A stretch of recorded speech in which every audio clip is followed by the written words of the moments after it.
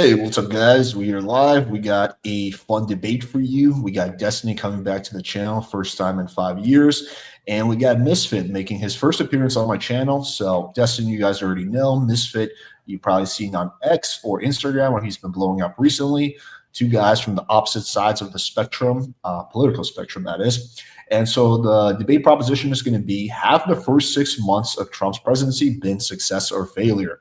I think you can probably figure out who's going to be arguing which side. So we're going to do opening statements. It's going to be open dialogue. I probably won't need to talk that much.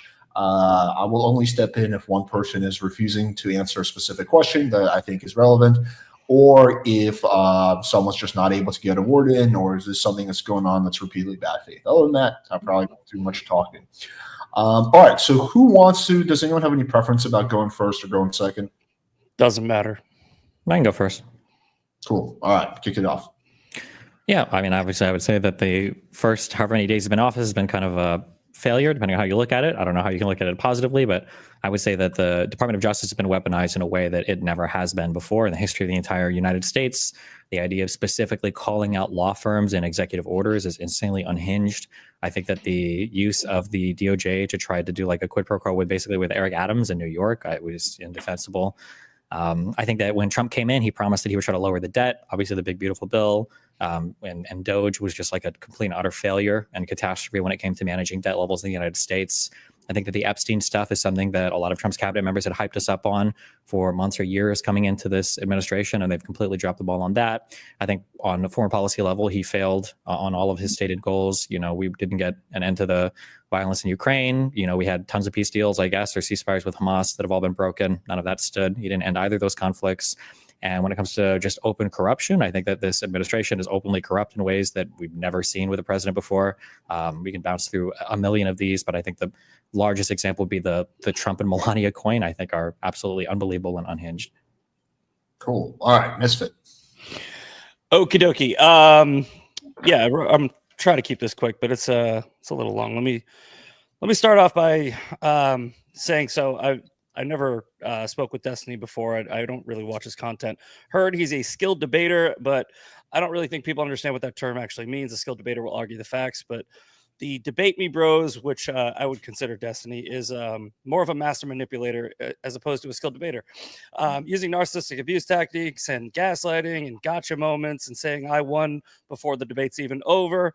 It's just not really what a debate is. That being said, in this debate, I will be as thorough as possible and present my arguments by backing them up with real facts and statistics. For instance, this debate is about whether or not Trump's first 6 months in office are a success or a failure. So here's a list of what I believe to be many of his accomplishments in the first 6 months of the administration. Destiny will have a hard time refuting these, but I'll provide the facts to each of these on my list. All of them, if you want to go that long, for our discussion. Feel free to write these down, Destiny, if you want, or I can repeat them if you'd like later in.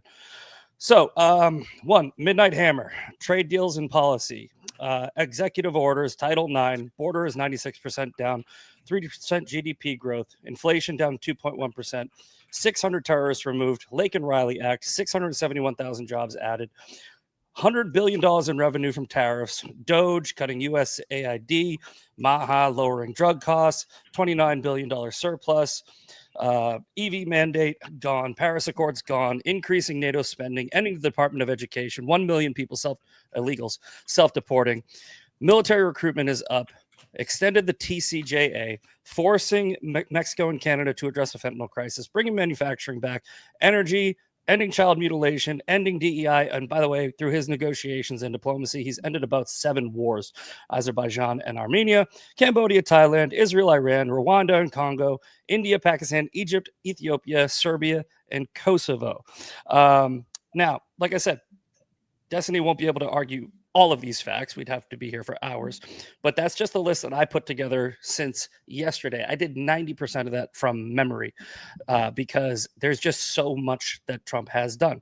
But because Destiny can't argue the facts on even most of these, I'm sure he'll try to pick them apart, but he'll most likely pivot to Trump's character like all liberals do. Pretty soon he'll be calling Trump an insurrectionist, racist, misogynist, and all the other ist words he can think of because that's all he can do. He will give the usual talking points, try to change topics, pull up some obscure legal statute or some other bullshit obscure fact that I don't know about because nobody knows about, and then he'll try to hammer me down on it because I haven't memorized every legal definition throughout time. But all of that is deflection because the vast majority on both sides have looked at the first 6 months of this administration versus the entire 4 years of the last one, and they know in their heart of hearts that Trump has already accomplished more to improve the lives of Americans in 180 days than Biden did in 1,460.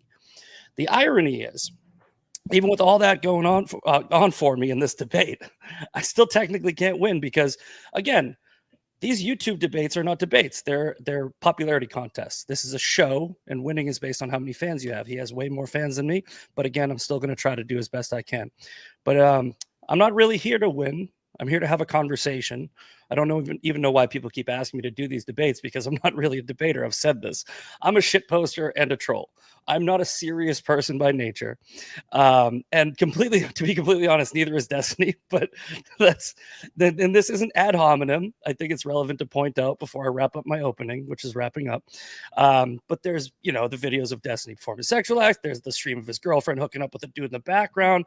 And there's allegations from women. And I don't know if those are true. I don't even care if they're true. I'm only bringing this up to point out the fact that anyone under the notion that this debate is between two intellectuals that should be taken seriously should have their fucking head examined. This is entertainment, and I actually enjoy doing it, which is why I continue to accept these challenges. So let's put on a good show, and I look forward to hearing your arguments, sir. Cool. Just before we jump into the open part, I say we just, on both sides, stay away from anything personal related because that's just so off topic for the, whether Trump's a good president or not. All right. Anyway, kick it off. Whoever wants to go first, feel free.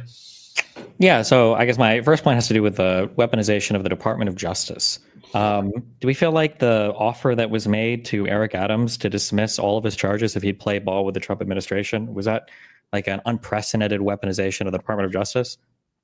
I don't really know if that reporting is accurate. Did Trump offered? Is that an official offer? Did he come out and say we offered him a deal?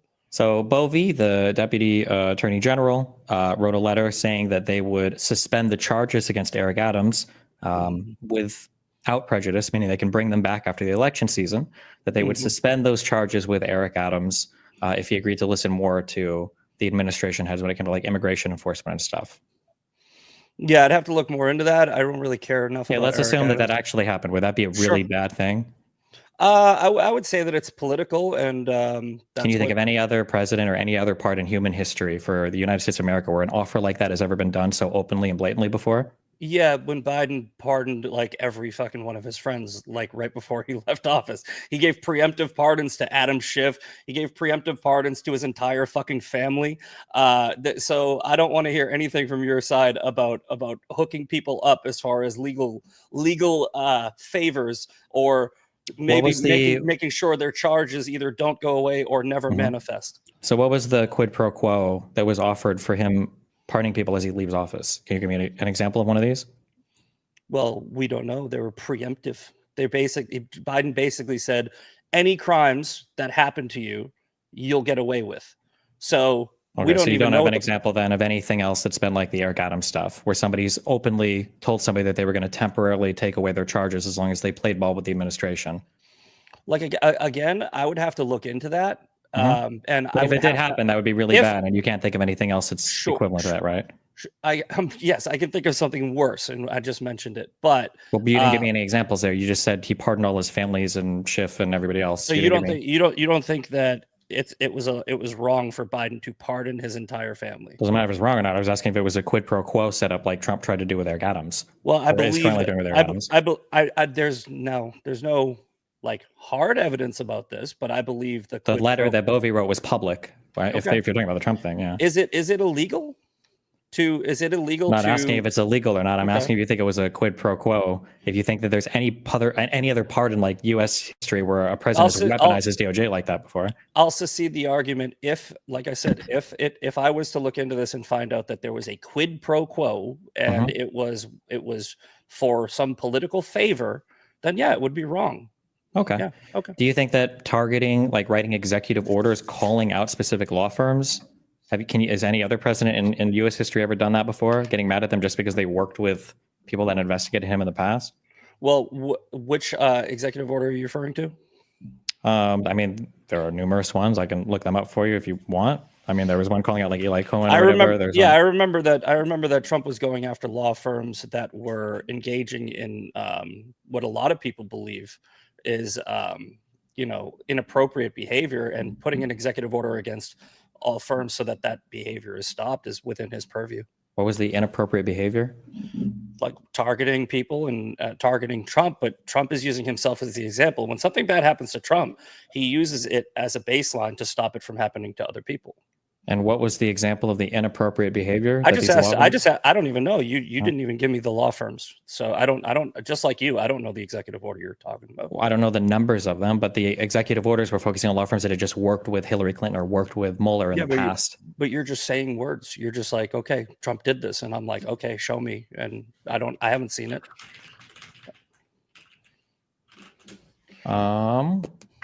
Okay. I mean, we can read through some if you want. Would you like to do, or? I mean, it's up to you, man. I'll let you continue with your line of questioning, and then I'll ask some questions of you.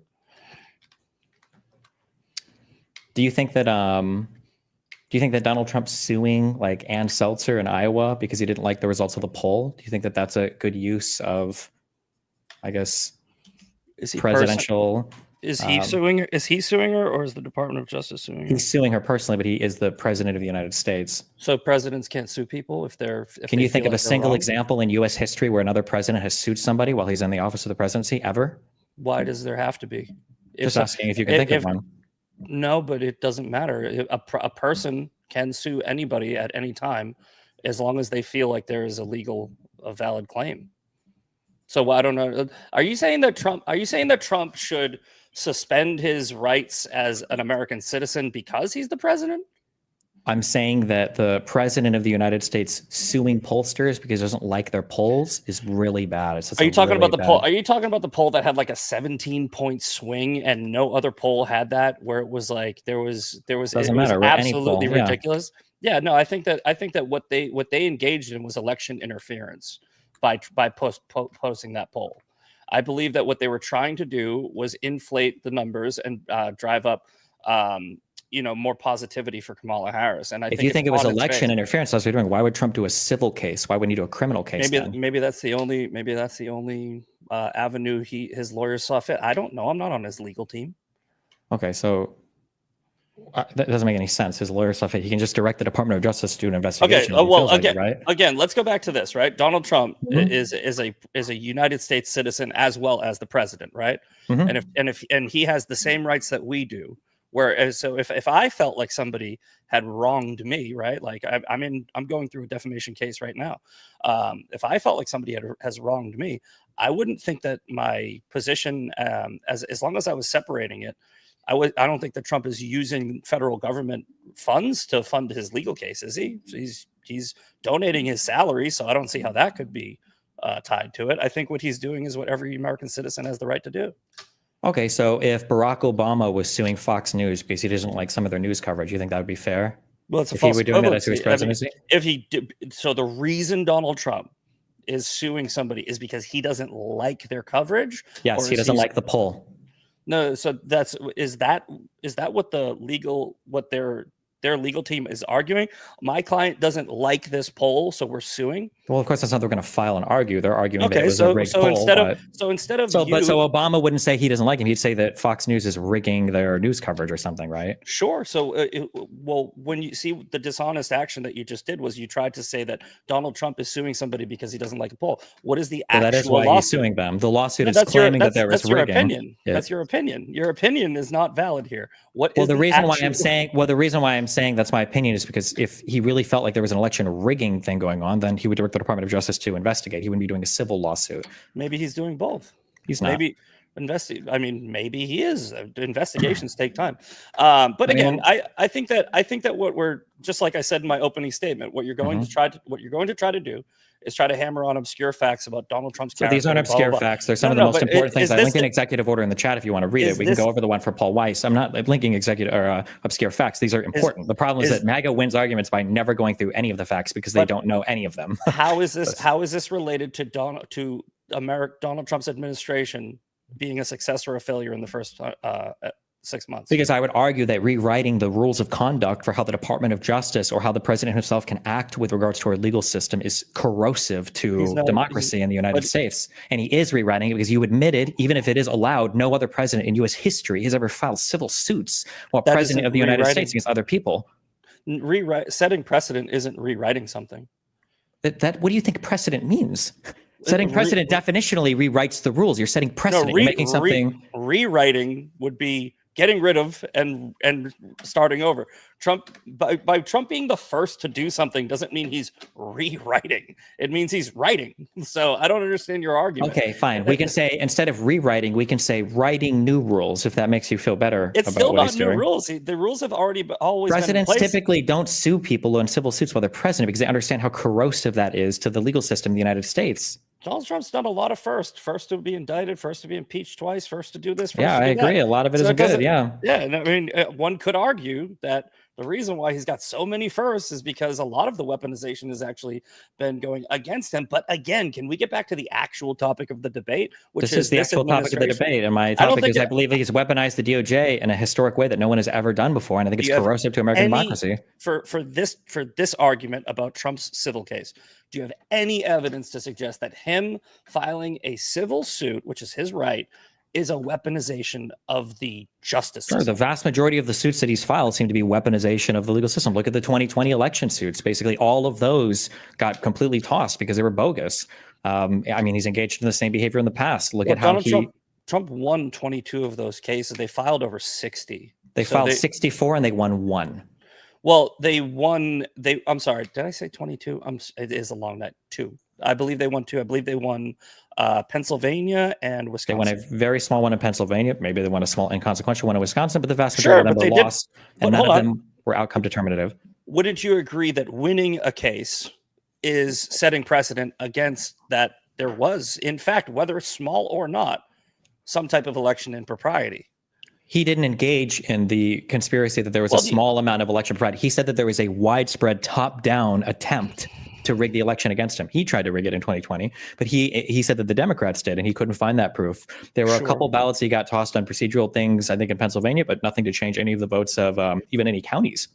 Sure. Like wholesale. So do you have any, I'm going to, obviously, I think we should go back and forth, but maybe I can ask you a couple questions so we can, you've had ample time to ask me. What do you think? Let's just pick one out of a hat. Do you believe that the 3% GDP growth and inflation being down to 2.1% is a success or a failure for the I think inflation is going up now. I thought the last number was 2.7. Just as a real quick thing, I guess, but we can move on to this point. We can talk if you want. So you acknowledge then that for all of the civil suits and for the utilization of the DOJ, no president in U.S. history has used it this way. Now, maybe you think it's a good thing, but it's novel. Trump is the first one to weaponize the DOJ and to weaponize civil cases like this while in office compared to any other president in U.S. history. I would have to look it up, but if I will take your word for it. If no other presidents have done it, then that would mean he's the first to do it. I don't think that that's rewriting, abusing, or doing any type of weaponization of the justice system. I think that he's a citizen of this country, and if he feels like he has a lawsuit that he can file against somebody, he can. I don't see how, as long as he's doing it civilly, on his own, with his own money and his own lawyers, I can't make that argument. I don't see how anyone can make an argument. I mean, it's really easy. It's very obvious that the president of the United States suing you in a civil case is putting a ton of pressure on you, and it's probably a really bad thing. And again, the president suing you, like when he sues ABC and they're looking at mergers, right, for their parent companies, it's probably not good to have the president individually suing you. You know, he's the one making the final call on whether or not a merger gets approved or not. Well, I mean, the Biden administration, I believe, sued. I want to say they sued Newsmax. Was it Newsmax or Fox News? They said the Biden administration had sued news organizations. I think a lot of administrations have sued news organizations. No, that's not true. No, that never happened. That's just not true. But. Okay, sure. We could let's not do the look up everything. Sure, that's fine. Thing. Before we jump off, because we can do your next topic next, like that Fox News settlement on the Dominion thing, that was just a huge lie from top to bottom, from the Trump campaign to Fox News hosts. There's never ever in the left leaning media been a case even remotely as big as that where everybody was lying about election fraud like that, and the Dominion people, right? I think that there's an argument to be made that there was fraud and the fraud was not caught. And look, I'm not gonna. I think after 5 years, I'm done with it. So I've moved on, but in How, my wait, have you moved on? Do you acknowledge that he lost in 2020 then? I think that there was election interference. Yeah. Even though no evidence was brought, he lost basically every single suit. Nobody agrees that there was no point. Like Fox admitted they lied about all the Dominion stuff. Well, actually, the vast majority of those cases were thrown out on standing. So it's not like they actually argued the facts of the cases and put them in front of Facts of the cases are considered when you're considering standing for a case. It's not the judge's fault that the people were bringing up the fact that they wanted to throw out every single ballot as a result of like some right minor up, procedural issue. right up the street from me in the 2020 election, a woman was arrested for having like 5,000 ballots. There was election fraud for election. I mean, I think that even the Democrats will acknowledge that election fraud does happen. So to dismiss people who have a claim, whether or not it's true or not. No one is talking about individual claims of election fraud. Donald Trump said there was a top-down plan by the Democratic Party to rig the election. Doesn't seem like that ever materialized anywhere. I think that a lot of that comes from the pipes bursting and people pulling out boxes and all that stuff. All of that was fake. They lied about all of that. They lied about all of that. It was on video. I mean, what about them covering? They were covering up the windows at the polling station. So like on the pipes bursting and the boxes under the table, it was on video, but they cut the part where the boxes that were pulled out from under the table were just put there under the table from the lady. You have the truck drivers admitting that they were taking ballots from state to state. There was a lot of stuff. And why did none of it pan out in court? Notice how you don't know the specifics on any of this. Like I've listened to a lot of these cases. I can show you. We can watch the full videos right now in Georgia if you want over those ballot boxes appearing under the table. Like none of this is true. You've just been lied to because you consume conservative media without questioning it. Sure. Yeah. Thank you for telling me how I think. Look, I think that we should move on because relitigating the 2020 election doesn't have anything to do with Trump's success in the first 6 months. So okay, I think you say you'd moved on from it, but you still don't even believe in the results of the election, which I would say is like immediately disqualifying from having any opinion about U.S. politics, but including for the president of the United States. But yeah, let's focus on Trump's second term since that was the debate proposition. Yeah. So again, all right. So we went through the GDP growth and the inflation. Now, how do you feel about the border? Misfit, I don't think Destiny ever got a chance to respond to that because he said inflation's going up, and I think inflation right now I think is at 2.7%. I think was the last number I saw. What was the average of inflation during the Biden administration? I don't know. Probably quite high post-COVID, I would imagine. So it's gone down then from the Biden administration. Or let's go with 6 months. So what was it in January, and what is it now?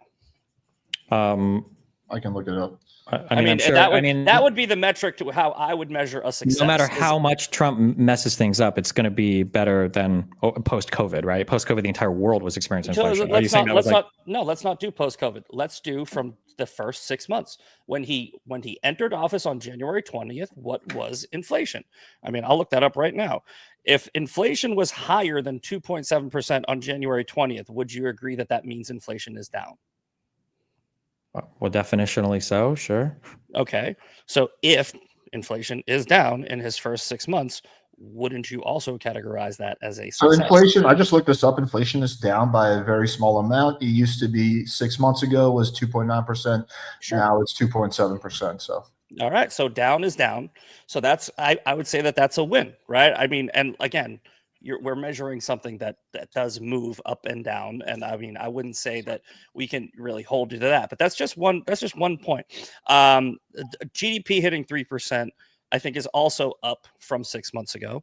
I mean, we had our first quarter was a GDP contraction, which is completely and totally insane given the economy that he inherited. I don't know why we would ever consider GDP growth a success right now. With the first quarter was a contraction. You think that Donald Trump inherited a good economy? Yes, of course. How? Why? What? Because inflation had been basically brought down from all the COVID stuff because we had a ton of major legislative packages in place that was stimulating the economy. Things like the CHIPS Act, things that he's trying to take credit for now. Things like the Inflation Reduction, the IRA, the Inflation Reduction Act, which was like a ton of investment in infrastructure. Things like the American Rescue Plan, which shored up budgets between every single state and gave them big bailouts. Yeah. So, all right, here, I have a hard time wrapping my head around the argument that COVID lasted 4 years, right? The effects of COVID lasted 4 years or even 3 years. I mean, Biden had inflation at 9%. And I want to say that was in, June of 2019. Oh, no. Yeah. Was it? it might have been, I think it was 19, and I could be wrong, but it was at 9%, somewhere in the I'm middle. just trying to wrap my head around the timeline. In June of 2019, Biden had inflation. I want to say it was June of 19. It might have been 20. Okay. I'm you sorry. understand No, that Donald Trump was president for both of those years, right? I'm sorry. I'm an idiot. I'm really an idiot. I swear to God, dude. This is why I shouldn't do shit off of memory. 22, not 19. I think it was 22.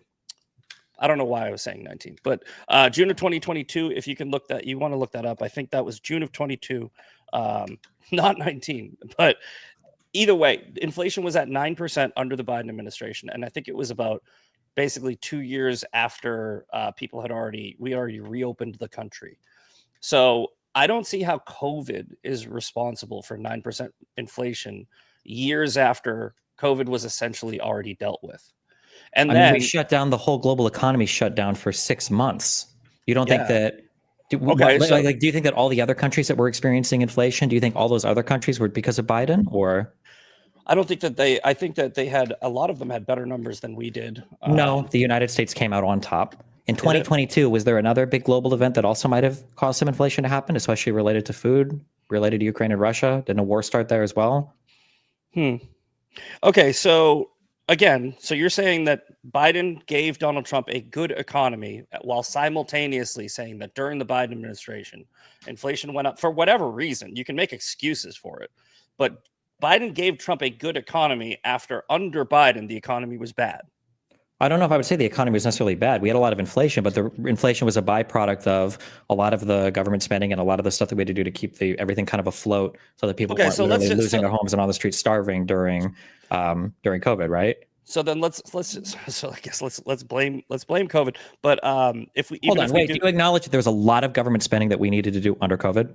Yeah, I think that we did a lot of government spending under COVID. Okay, and you acknowledge that, like, for the most part, we came out of COVID pretty decently, right? People weren't all on the street starving to death. Like, everybody had food. Like, people that were doing work from home made out okay, right? A lot of the COVID response, a lot of the initial COVID response is the reason for that. Like, Operation Warp Speed and Donald Trump cutting red tape and bureaucracy so that we didn't have the pandemic, blown out way past it when it should have been. So I think the huge part of that was probably the American Rescue Plan. I think it was a massive stimulus that helped. That was a Biden tier thing. But, like, this stuff is probably going to contribute to inflation as well as supply chain shocks as well, right? The rest of the world experiences as well, right? How can we say that it was Biden that caused all of the inflation when the rest of the world was also having these issues? Okay, so here's where my side gets a little hazy with all right. So everything Obama did, Obama gave Trump a good economy. Mm-hmm. Trump fucked it up for Biden, but then it was actually COVID, and then Biden gave Trump a good economy. You see how, like, there's never any accountability for the things that happen under your administrations. Like, the bad thing that's happened under your administrations or the previous administration's fault if it's a different person, if it's Trump or rather than just going off of heuristics, we could, like, look at factually what actually happened. Was there a massive worldwide financial event that happened right before Obama came into office? Yeah, so this is what I'm saying. You're always going to find a reason to blame something else other than your own leadership. Right. So then what was the massive? What happened? What happened before Bush? When Bush came into office, what did Clinton mess up? All I'm saying, let's simplify this. All I'm saying is Trump's numbers go down. You credit. No. Let's not simplify. Let's talk about the facts. Let's actually talk about, like, the factual matters of what happened. Right. Are there any other reasons why the economy has come down? Why inflation has come down over the past 6 months, other than Biden gave Trump a good economy? Well, no, I don't think that had much to do with it. I think the reason why inflation is down is probably because the Federal Reserve is stuck to their guns and keeping the rates up. Although Trump is trying to undo that and has been desperately trying to undo that as well. He was trying to do it at the end of his last administration. He's trying to undo it now. Inflation might even come down even lower. Inflation is still above target, right? Target is 2%, and it's still above target, right? Yeah. All right. So under Donald Trump's inflation is above target. The Fed is trying to keep inflation down, and Donald Trump wants to undo what the Fed is doing, right? So you acknowledge that, right? Under Donald Trump's first term, inflation never hit 3%, right? Okay. It never even touched it. Okay? True. Do you acknowledge Donald Trump was fighting with the Federal Reserve to lower rates under his thing as well? That he also didn't like the high rates then? I'm just saying, I don't understand. You guys just don't see pattern recognition. Like, you don't understand, like, Donald Trump's first term, inflation was down pretty much the whole time, right? And then he comes in and inflation starts going down, and you give credit for his whole first term. No, to inflation has been going down since 2022. No, inflation has been going down since 2022. You think inflation was high and then it just started going down under Trump? Yeah, it went down from 9%. And you talk about this whole war. Wait, do you think inflation was at 9% in 2023 and in 2024?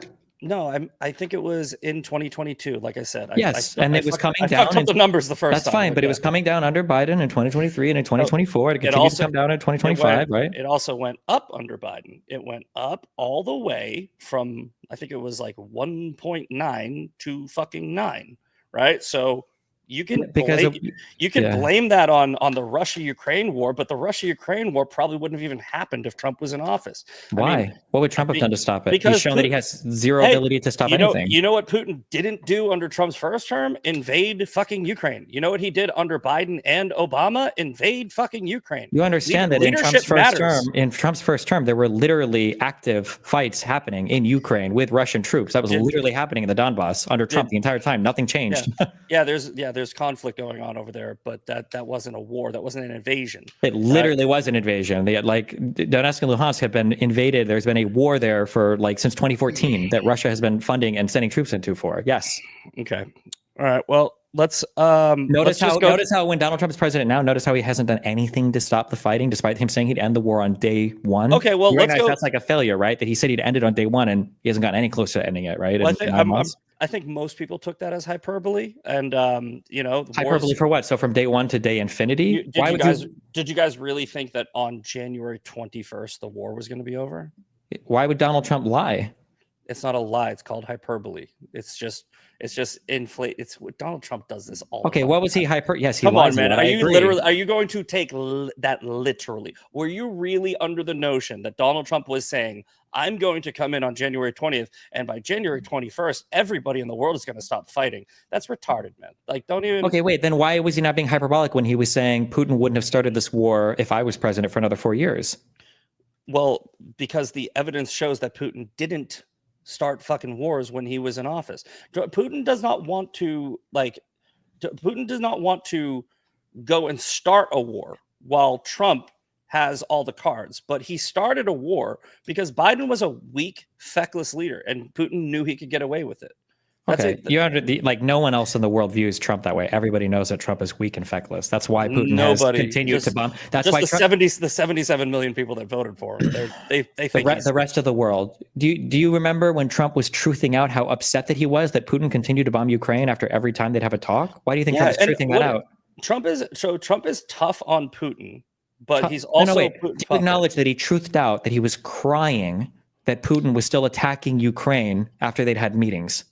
Yeah, but this is what I don't understand, where it's like Trump is a Putin puppet, but he's also critical and tough on Putin. Misfit. People on the left don't really argue that anymore. That was like ages ago. Well, hold on. How has he been tough on Putin? He just gave, I don't know, I think we're almost at the deadline. He gave Putin 10 days or something like that to come to the table and make a deal. They're sitting down right now. How many times has he done this already? Like 5 or 10 times to the table? Do you really think that Biden how many years did this war go on under Joe Biden and he didn't end it? So, I mean, are you saying that wars can just end like if the American president says so? That's what Donald Trump said, didn't he? No, but I'm saying, like, are you making that argument? No, right? I would never be stupid to make that argument. But Donald Trump did make that argument, which is why I'm saying it's a failure that he didn't end it. He said he would end Israel-Palestine on day one. He said he would end Ukraine-Russia on day one. He's close to ending either one. So he's negotiated in the conflicts of Azerbaijan and Armenia, though that war ended, right? Wars start and end. There was like a mini genocide there. I don't know how that's a pro for him. Again, right? We don't give Trump credit when he does negotiate a war, but we criticize him that he can't end all wars with a phone call, right? It's like, I mean, he's the one who said he was going to end it on day one. He didn't. That's a failure.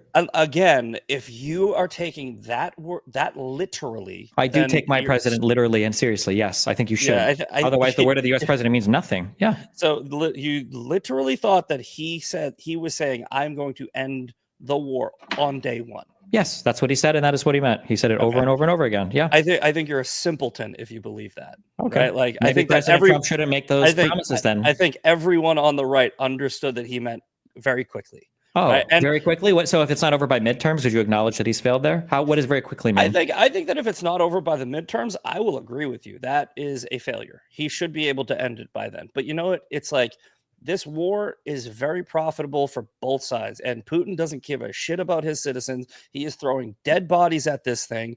Zelensky wants this war to continue because I he don't can think remain in either side power. is profiting from this war. No, I think Oh, it's come very on. detrimental to both The sides. military industrial complex gets rich and lines the pockets of both sides, and don't even The pretend that military you don't industrial think anything. complex is a small part of the economy, depending upon which countries Yeah, you're talking dude. about. I I'm don't think. Do talking you think about that Ukraine is better off economically than they I'm were talking before about the war? I'm talking about corruption, right? There is an incentive for war. It is why they happen. A lot, except for the one in Israel, which is a spiritual war, which is like a holy war. The, most wars, they continue this long because somebody's making money. And if you can't The acknowledge wars that, haven't I don't even know been what to going tell you. on for that long. If you're going by the invasion point as a starting point, it's been a few years. Okay, so you're agreeing that 6 months is not that long of a time to try and end a war. I'm not the one who claimed I would end it on day one. Again, hyperbole, but okay. Right. I feel like Let's I move want on. to get back to guys. I want to get back to economics because I feel like that hasn't been fleshed out. So just Misfit, you did make a point that inflation went a bit down in the last 6 months, which is true. Yeah. Also, jobs did go down. So in December, there was 250K jobs created. It's still in July, I believe it was 70K. So you both have like a little bit of I don't know, different metrics. So I want you to see you guys discuss that. Let's talk about jobs, okay? And thank you for helping us move on from that because it was getting ridiculous. The U.S. has gained 10,000 manufacturing jobs in Trump's first full month in office, right? After losing an average of 9,000 manufacturing jobs per month in the final year of the Biden administration. The creation of 671,000 new jobs, which is attributed to extending the TCJA and making sure that all those jobs weren't gonna be lost. I'm just looking through my little notes here, but I think that with those two, just with those two alone. Right. Would you say that Trump has successfully created more jobs in the first 6 months than Biden? I guess because that's the comparison. Almost certainly not, but that's not really a fair comparison for you. You're always going to lose there because coming out of the COVID. Yeah. Okay. So that's always Biden's going to slaughter Trump on any job related stuff. Well, but then it wouldn't be attributed to Biden. Okay, so I wouldn't do that. But you recognize I'm being fair there, right? Because I'm saying that inflation was high as a result of COVID. So like, I'm not going to say that that's Biden's fault, but I would also say like massive growths in jobs after the recovery. I'm not going to say like, oh my God, he created tens of millions of jobs. That's also like recovery from the recession. So I'm being fair on both sides of that, right? I'm not just trying to claim victory on one and not the other. Like you just tried to do by saying that we can't give him credit for the job stuff, but we can blame him for the inflation, right? Would you say creating 671,000 new jobs through a mixture of tariffs, GDP, and the TCJA is a success or a failure? I don't think that any of those three things create more jobs in the United States. The economic impact from the extensions, the tariffs, and the numbers are real. So the 671,000 new jobs that have been created, which most economists are contributing to those three factors, right? Would you say how do tariffs create jobs? Can you explain that to me? Well, they've brought in about $100 billion in revenue. So that's just a tax on American manufacturers. Yeah, I understand that. It's not a tax. There is no a tariff is not a tax. Tariff is an import tax, right? It's not a tax on the American, right? An American doesn't pay a tariff. You're saying who pays a tariff? You're saying that it trickles down to the American because I'm not saying it trickles down. I'm saying literally, it's an import tax. That's a tariff. What's there a tariff and an import tax? Hold on. You're saying that the American citizen gets a tariff tax, right? Like it says tariff tax, or are you saying that we pay? Yeah, like if you've ever imported something before, it's on the bill as an import tax. It's literally legitimately what it is. Yes. I'm talking about consumers. I'm talking about the consumer might not necessarily see import tax without shipping things in, but it'll be the manufacturer. It'll be the American manufacturer that sees it. Yeah. American manufacturing companies would have to pay a tariff. Yes, I agree there. So we were talking about two different things. On the average American, though, we're not paying the tariffs. So we're not paying taxes on those. But a lot of people make this false claim, like, oh, it's a tax that's rolled over onto the consumer. That's what I thought you were referring to. Well, I mean, American manufacturers are still Americans, right? Yes, the manufacturing companies, if they want to continue to do business, but they also don't have to pay the taxes if they just don't do business there. They can do business other places. That's fine, So but you said that. I'm just saying that when we say that we've made $100 billion in tariff or whatever, that's just a tax increase on local businesses. That's all that is. I'm just quoting from the which source is this? I believe this is from I think this is from The Hill, I believe. Are you talking about Trump's first or second term, just to clarify? First term. The TCJA, I think this is from The Hill. The TCJA extension and tariffs contribute to reported economic growth. Then they cite 3% GDP, 671,000 jobs through tariffs. Though they do say, though tariffs do risk higher consumer prices.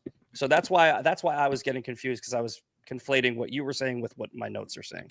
So the Trump tax cuts might lead to some more economic activity. You'd expect it to, right? It's just it's a ton of deficit spending by the government. So that's, of course, going to lead to greater economic activity. But the tariffs are a tax on imports. So that's just money that American citizens are paying to the government. Yeah, only if they continue to do business with people that are ripping off America. They can also not pay that tax. They could, but they paid $100 billion of it, according to you. That's an import tax. Yes, but they're choosing to pay that tax. That's fine. Sure, that's great that they're choosing. I'm just saying it is a tax. It's an import tax. Yes. Yeah. So it's not like when the federal government forces you to pay taxes on something, like they just raise your taxes, right? It's like that's where I think that there's a lot of confusion. Maybe not with you and me, with a lot of people.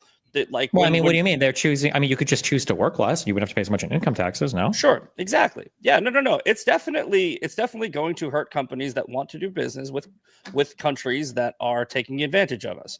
With any countries that we import anything from, right? If those countries are, like China and other countries who let's use the leftist. It's every country around the world, isn't it? Right now we have global countries who are not paying their fair share, right, are being punished. That doesn't make any paying their fair share for what? For exporting stuff to us? Yeah, I mean, well, they've been taking advantage of us and charging us these ridiculous tariffs. All Trump they haven't been charging us tariffs. That's not true. That's not where any of those came from. All Trump has done with his tariff plan is go reciprocal, and he hasn't though. But that's just a total lie, right? Most of it's not even reciprocal. How does that make? That doesn't make sense. Like in the UK, there are countries we had trade like surpluses with, and we still put tariffs on them. So how do you explain that as being a reciprocal tariff? He did the same thing to Israel too, because he's just going across the board. Right? So across the board, so they're not reciprocal. These are just none of these tariffs are reciprocal, right? The tariffs which are estimated to have brought in. Hold on, wait. Let's see if we can agree on this one point. None of these tariffs are reciprocal, right? You can choose a single country if you want. We can look it up. There's none of these countries had tariffs on us that were reciprocating what we are putting on them now. None of these, not a single one was. I would have to. I mean, he's got 30 to 54% on China, Canada 35%, Mexico 25%, and the EU 15%. And between those four, we're generating $90 to $150 billion in revenue. And import taxes, yes, yeah. So, but Mexico didn't have tariffs on us, right? We don't have reciprocal tariffs on. We just put tariffs on them. They didn't have tariffs on us before, right? So this, I actually said when I was making that statement, they're not really reciprocal. Oh, okay. They're just tariffs. I literally said, I go, he's doing reciprocal, which are not reciprocal. I said it before you interrupted. Okay. So no, they're not reciprocal in the sense of the word. Do you acknowledge that Trump lied when he called them reciprocal, or is that more hyperbole then? I mean, I don't know. I don't know why he called them reciprocal. It's not a good move. Sure. So he lied about that. That's okay though. Yeah. Okay. Let's go. Sure. Okay. Trump lied about the word reciprocal, and he did not apply it reciprocally. So that is a lie from Donald Trump. Bad Trump. But when he said he could get 90 deals in 90 days, that also seems to be not true. But right? Would you agree? Would you agree that the revenue, the $90 to $150 billion in revenue that we're generating just from these four countries, is a benefit which would hopefully offset some of the costs that these companies are paying, because it will incentivize them to work in America, and B, bringing money back into our country would hopefully increase production and trickle down economics would take effect. No. Okay, so you disagree. So tariffs aren't a good thing, even though they've brought in over $100 billion. Why do you keep saying that just because they brought in $100 billion, they're good? Like, we could just raise taxes and bring in $100 billion. Would you say that's good? Well, raising taxes is forcing people to pay something. Donald Trump is giving people a choice. If you want to work with these countries, cool. You can pay those taxes because those countries are being taxed. Trump is taxing the people who are doing business with those countries. That is a choice that they are making. Sure, but there's no way for a lot of these companies to even do business in the United States. Like, this manufacturing doesn't even exist in the US. You have to buy from other countries.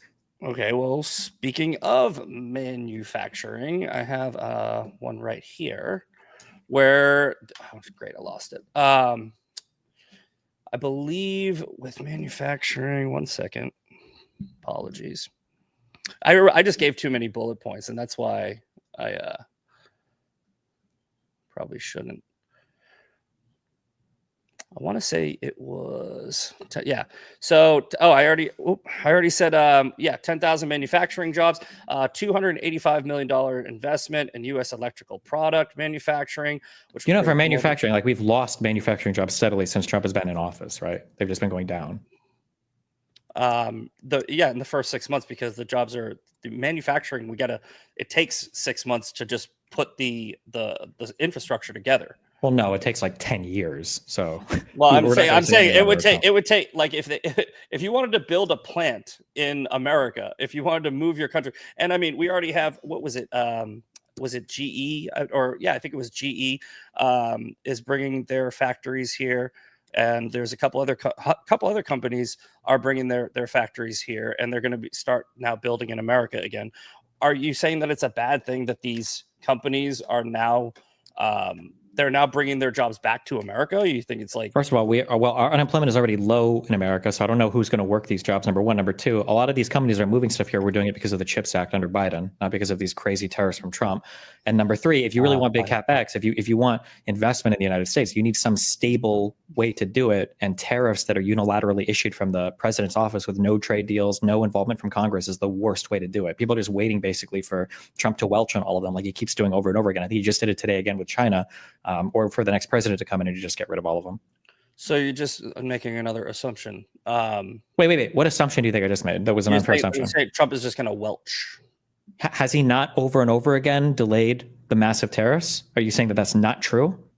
So, that's a simple yes or no question. Has he delayed putting on the big tariffs on China multiple times so far? Yes, as a negotiation tactic. Again, so like wait, why'd you just say I made an unfair assumption? No, when he's done it multiple times. Yeah, but you're calling it welching as opposed to what I think a lot of people on my side think and acknowledge, which is it's a negotiation tactic. I understand you guys acknowledge that and I think that, but it's with no foundation. Trump has negotiated nothing in his 5 years as being president of the United States, right?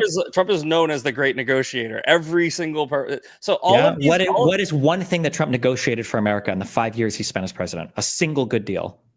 Well, he negotiated a bunch of hostage releases. That actually helped. He said he would get all of them. They still have some there. So he hasn't even gotten all the hostages from Hamas. If Trump isn't perfect, then failure. It's not about perfect. You said he was the great negotiator. I'm saying in 5 years, what has Trump negotiated? You hold Trump to the standard of perfection, right? Where if like he can't say hyperbole, he can't say anything that can be even misinterpreted. He needs to be honest. He needs to not lie. I mean, like, again, see, lying and hyperbole. It's like you're basically saying that he has to be truthful. Yes. Every single time he speaks, if you can contextualize it in a negative way, you will, right? So I'm just asking what deals Trump has negotiated for America if he's such a great negotiator. This is actually an important point because this is the way, the method of thinking on your side, right? When Trump says, I'm going to end the war on day one, his supporters do not think that he is going to end the war on day one because we have common sense and deductive reasoning. And we go, nobody said that before he came into office, just to be clear. He's being hyperbolic. Obviously, there is no way within 24 hours of moving into the White House,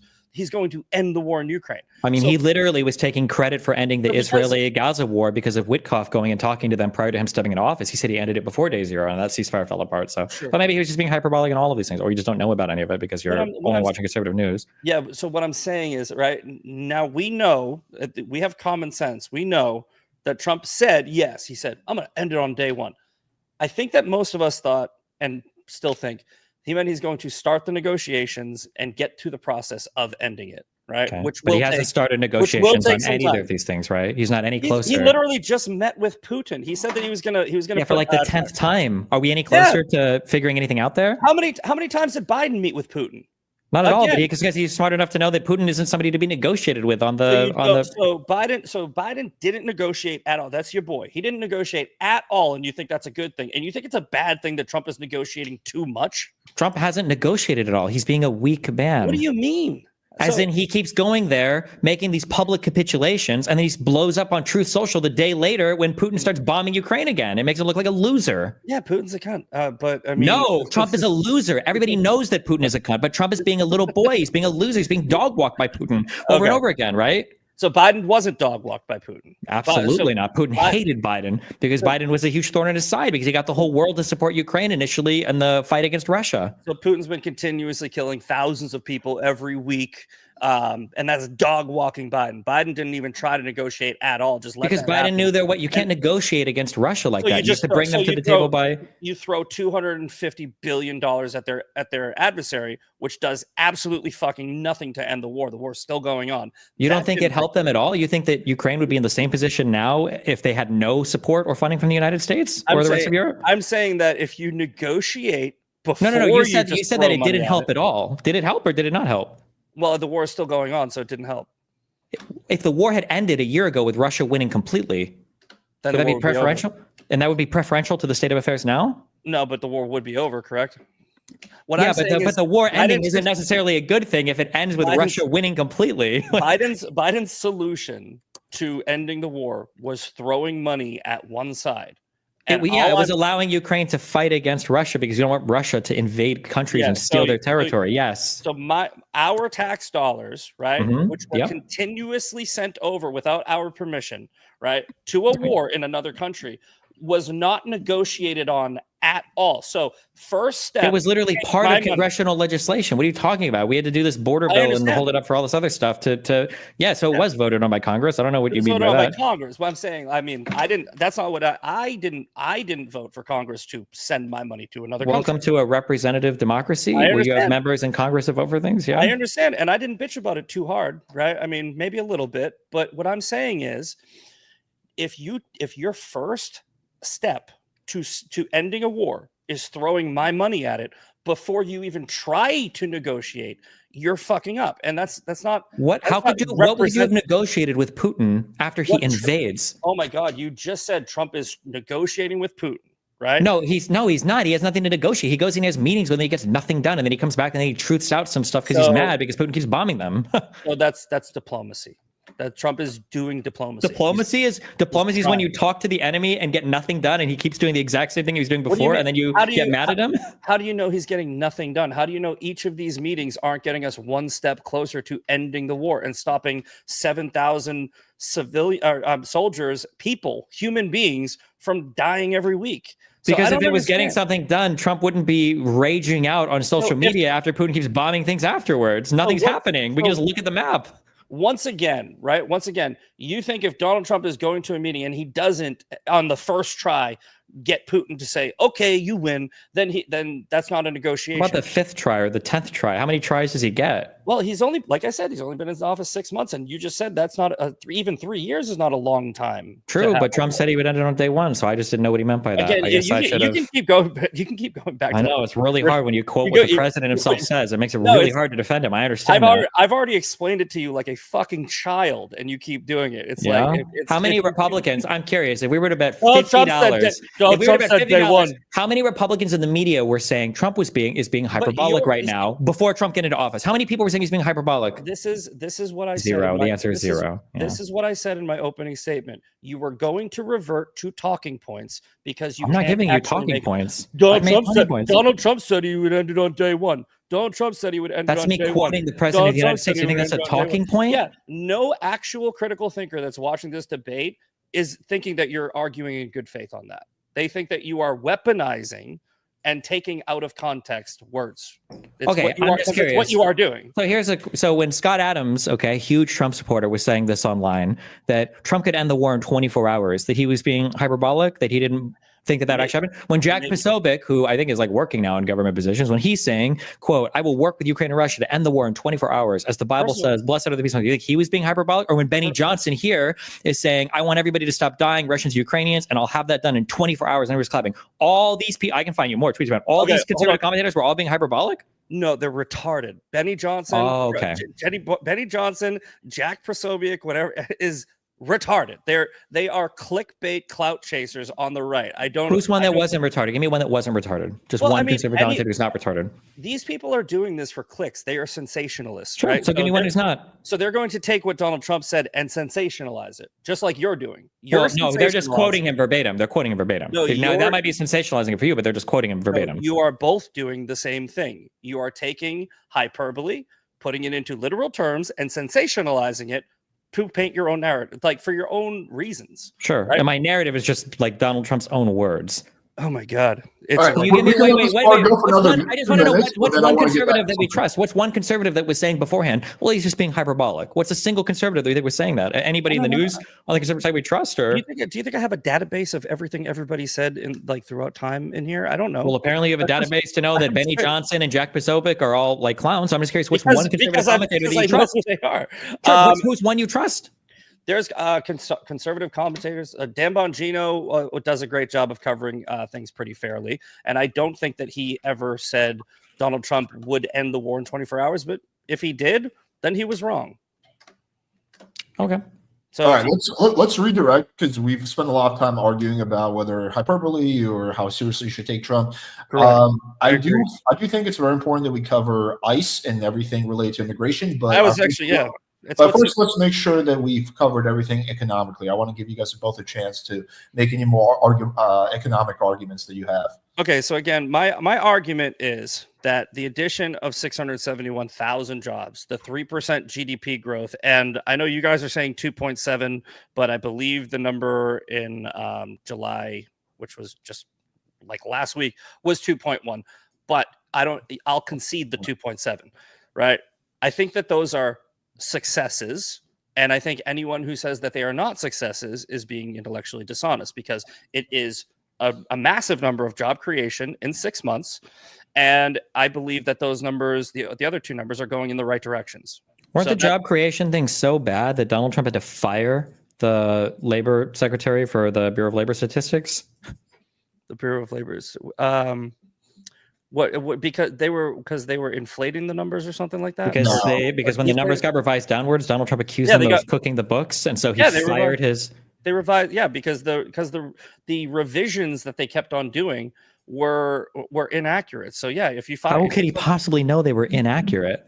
I don't know. He fired them for not doing their job. Like if you think it's more common that he just fired them because he just didn't like what they were saying, or hear me out. I know this is a crazy concept. He fired them because they were putting out inaccurate numbers that they had to keep. This is his government. How is he supposed to know if not by trusting the people in his cabinet? So he hires people, right? Then they don't do their job, and he fires. How does he know they didn't do the job? Because they had to keep revising them. What are we talking about? Numbers are revised all the time. That's how it works. Yeah, but he doesn't want that. He wants it to be more accurate. That's not how it works. That's not how you collect these numbers. Well, under the Biden administration, the numbers always had to be revised in the direction that was making them. Numbers are revised up and down all the time. Yeah, it happens. Okay. Can we? I'm just asking, how can he possibly know if the numbers are right or wrong if he's not trusting his own data people? We're going to be here all night if we spend 30 minutes on one topic. So, well, I do want to cover economics because it's really important. So let's let this play out a little bit longer. Okay. I'm just curious, how can Donald Trump, if he doesn't trust his own government to tell him the right numbers, how could he possibly know what the right numbers are? I believe the reasons that Trump gave for firing the head of the Labor Bureau of Statistics was because of the numbers that they were putting out were factually inaccurate. Yeah, but I'm asking, how can he know they were factually inaccurate? You would have to ask him. Okay, that's okay. All right. What do you mean? Like He has a guy. This is my job numbers guy, and then the job numbers guy gives him job numbers. He goes, "I don't think those are real," and he fires him. I'm asking you, how can he know what the job numbers are if he fires his job numbers guy? Because Is there like another source maybe where he's No, getting there's not. He information fired that him because he wasn't happy with it. He just wanted them to be hired. That's it. That's the obvious answer. It's so obvious, and that's why this guy's twisting himself into a pretzel to try to figure out. Okay, so he fires people when he thinks they're not doing their job, right? He fires people when he's not getting the answer that he wants from them. Fine, fair. That's your opinion, but okay, that's his right. He's the fucking president. I don't care. Okay, that's fine. But then be honest about it. He fired him because he didn't like the I numbers. didn't elect. I didn't think they're wrong. I didn't elect the chair of the fucking labor statistics. I elected Donald Trump. If Donald Trump wants to hire a cabinet member and fire a cabinet member every week for the next 4 years, I'm okay with it as long as in total the country is doing well. Sure, you shouldn't be okay with that because that shows a massive inability to lead. If you're having to fire and rehire for the same position every week, it shows you're a failure of a leader. You know how many people I run a business? Do you? Yes. Okay. How many people have you fired? I don't know. I don't know. 10, 20. It depends on what kinds of fire or not. I fired in about 10 years, right? I fired probably 60 or 70 people, right? So, but because I get these guys who I work construction, right? I get a guy, he works out great for a couple of weeks and then he starts showing up late. We're not talking about that. You're talking about you firing and rehiring like the COO of your company. What I'm saying is I don't need a reason, right? And neither does Trump. If I don't think you're doing your job, you're fired. Okay, right? let's post but if the you're question having to like this. fire and rehire like high level positions over and over and over again, you're probably doing something bad there. You probably, my guess is you have the most stability on these positions. Let's pose the question like this to both of you. I think Trump this has just real quick to wrap this up. Trump has a high standard, right? As do I, right? Trump has a high standard. If you don't meet it, you're fired. He literally had a whole entire fucking show where the theme was you're fired. Trump is doing Trump, and I don't understand why people think that's a bad thing. I want my president to have ridiculously high standards. If you had ridiculously high standards, you wouldn't hire incompetent people in the first place. You had to fire. Biden hired incompetent people that he. We're not talking about Biden right now. We're talking about Trump right now. If you're hiring and firing people constantly, and you want to talk about competence, it seems like half the people's hiring are from Fox News. You had the massive Signal chat leak from Hegseth. That was an embarrassment. You had a second Signal chat leak that was insane. Bongino said we were going to get Epstein files. Bondi gave the whole Epstein files part 1, and nothing came from that. Like, what do you mean? These are not the most competent people ever. This is insane. So did Pete Hegseth leak the chat? No, but he was part of it. It was his department. But Pete Hegseth didn't leak the chat. No, it was somebody underneath him. So how does that make Pete Hegseth incompetent? You said you have a business, right? Yeah. If somebody on a construction site fucks up hardcore, do you talk to the guy individually or do you talk to the supervisor? Yeah, the staffer who leaked the chat was immediately fired and then his superior resigned. So they're gone. So do you think the fact that Pete Hegseth was in Signal chats? He was in a chat. He was in Signal chats. Yeah, you're not supposed to be conducting government business there. I think they did. They said that there was no impropriety to have the Signal. You think chat. Talking about an upcoming attack on Yemen that was like scheduled for 12 hours from now, you don't think that was an improper thing to be having in an unsecured chat? I mean, it was Signal. It was. I probably wouldn't, but I'm not asking what you would do. I'm saying is this not improper? You can't even admit to this. Is crazy. No. They already. If they're in a Signal chat and they're sharing information, which a Signal is encrypted, I believe. So right? It doesn't matter. Obviously, bad people can get in there, as we saw. And bad people didn't get in there. They literally did. The head author of the Atlantic was in that chat. Yeah, the staffer let the author in, so it wasn't like it was hacked. They literally opened the door. Yeah, but part of the reason. This is what we know of right now. Who knows who's gotten into other Signal chats? We have no idea, right? This is just the one where he happened to invite the head editor of the Atlantic or whatever. Yeah. Okay. Probably shouldn't be doing that. That's probably a bad thing, right? That they're conducting official government business in Signal chats. Probably not good, right? Can we admit at least that's not good? Again, no. You're doing exactly what I said you'd do. I know. Bringing up facts is like really detrimental to your worldview. You just pivot when you can't make an argument. Like I said, we have the job numbers, we have GDP, we have inflation all go down. You pivot to Signal chat because you can't make your arguments based off of what we're actually talking about. Let's go back to the job. Just to be clear, I wasn't pivoting at all. I was just bringing up the fact that you can't hire and fire people constantly to show competency over the job. And you pointed out the job numbers. I said he fired the job numbers person, and then you challenged me saying it's okay to fire people constantly for their competency. And I'm saying, well, here's an example of someone being incompetent, like Pete Hegseth, who was part of a signal chat that you should have been a part of, and he didn't get fired. So clearly that's not the case. Wait, So let me go back to whether or not he likes what they're telling him. Let me go back to the jobs number for a second, right? So if the jobs person, the dude that got fired, let's assuming that he's telling the truth, then I think it was 250K jobs gained in December and only 73K jobs gained in July, which is still positive job growth, but it has declined a lot. If those numbers are accurate, what would be your response to that, Misfit? If the numbers did come out accurately? Yeah, assuming what the jobs guy said is true, then what would be your response to that? I don't understand the question. I'm sorry. So in December there was 250K new jobs, right? Mm-hmm. In July there was about 70K new jobs, right? So the number of job growth has significantly gone down, right? It's still positive, but it went down. So assuming that those numbers are accurate, what would be your retort to that? Well, weren't the numbers making Trump look good as they were estimated, and then they were revised down, which would make him look bad, right? I'm just talking about the final numbers. Yeah, Trump. That I think that's the reason Trump gave. He goes, I don't want you to pump up my numbers and inflate them and make me look good, right? I want you to be more accurate. And again, I don't know this for a fact. I think based off of his track record of hiring and firing many people through both administrations, I think that he has a high standard, and that's a good enough reason for me to fire somebody. So okay. I just don't understand why we like, again, doing exactly what I said you'd do. Pivot. Just talk about what I'm actually talking about.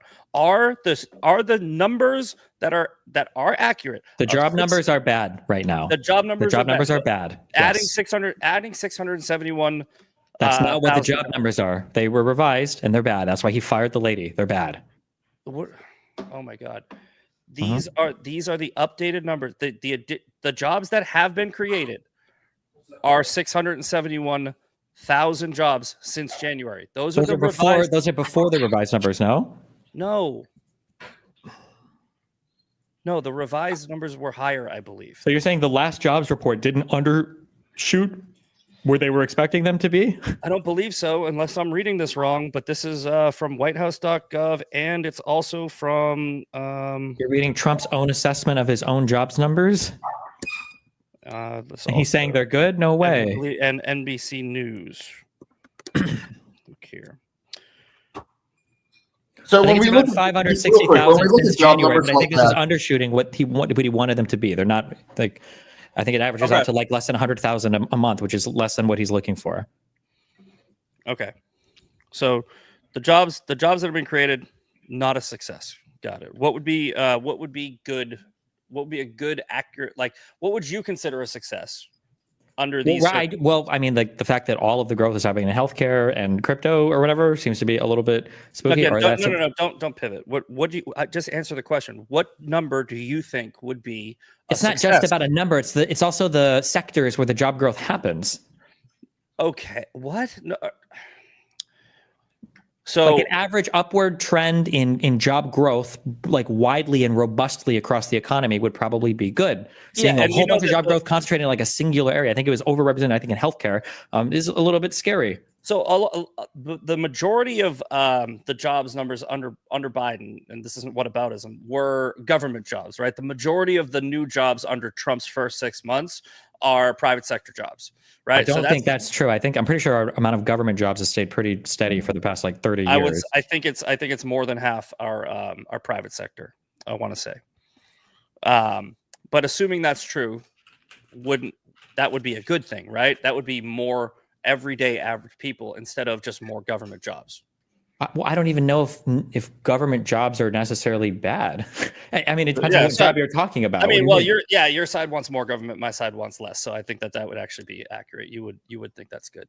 Do you think all government jobs are bad jobs? I think we should have smaller government. That's not an answer. So we should fire everyone in the DoD. I didn't say that, but if you let me finish, I think we should have a government so fucking small that we don't even know it exists. Right? Our government should be like state and federal government jobs, right? We should not even have thousands a month. We should have tens, because that's how small I want my government, my federal government. Okay. And that's just me. That's just my opinion. A lot of people agree with me. I want limited government, a very limited, so fucking limited that it barely makes a difference on my life. The federal government should have one job, and that should be protecting our borders, right? And just making sure that we're safe. So then how bad do you feel that Donald Trump massively has failed in cutting the debt and the deficit, that the big beautiful bill just added more and more to the debt and deficit? The big beautiful bill is not perfect. I've criticized it. I didn't say it's not perfect. He failed massively in curbing the debt and the deficit, right? You agree with that? They failed there. Yeah, that it's estimated that that's not going to, but there is also the hopefully, and I know that that's crazy. If we bring in more jobs, more manufacturing, and create a booming economy through energy independence and all of Trump's other policies, it will offset the debt that he didn't come down on. I'm not happy about it, so we're going to agree there. So you don't have. Well, we don't agree though. You're saying you're not happy about it. I'm saying it's a massive failure. It's a complete total epic failure. I don't think it's massive. I think that what you do, and obviously you will, I'm not really knocking you for this. It's your political biases. You hyperfixate. I'm not hyperfixating. Doge said they would cut $2 trillion. It ended up being $9 billion. I don't know in what world that's not a massive failure. Doge was a massive failure. And I mean, so Doge, yes, correct. I was excited about Doge and it fell short. Right. Okay. So and Donald Trump said that he would cut the debt and cut the deficit. And failed on that. Where's Elon now? Right? Like, so it's not like Trump is still saying like, yeah, Doge is awesome. He barely mentions it. You're not. It's kind of embarrassing given that he hyped up Doge so much and hired Elon to be his personal little puppet in the White House. Like, doesn't that bode poorly for Donald Trump's skills in hiring good people? Well, I think it's rich considering that a lot of people on your side, I'm not sure if you were also saying this, you were like that Elon is the real president and Elon is controlling Donald Trump. And now you're saying that Donald Trump got rid of Elon, kind of proving yourselves wrong. I think Trump hyped up Doge the same way because I think Elon hyped him up. And I think that Elon sold it to Trump. Trump sold it to America.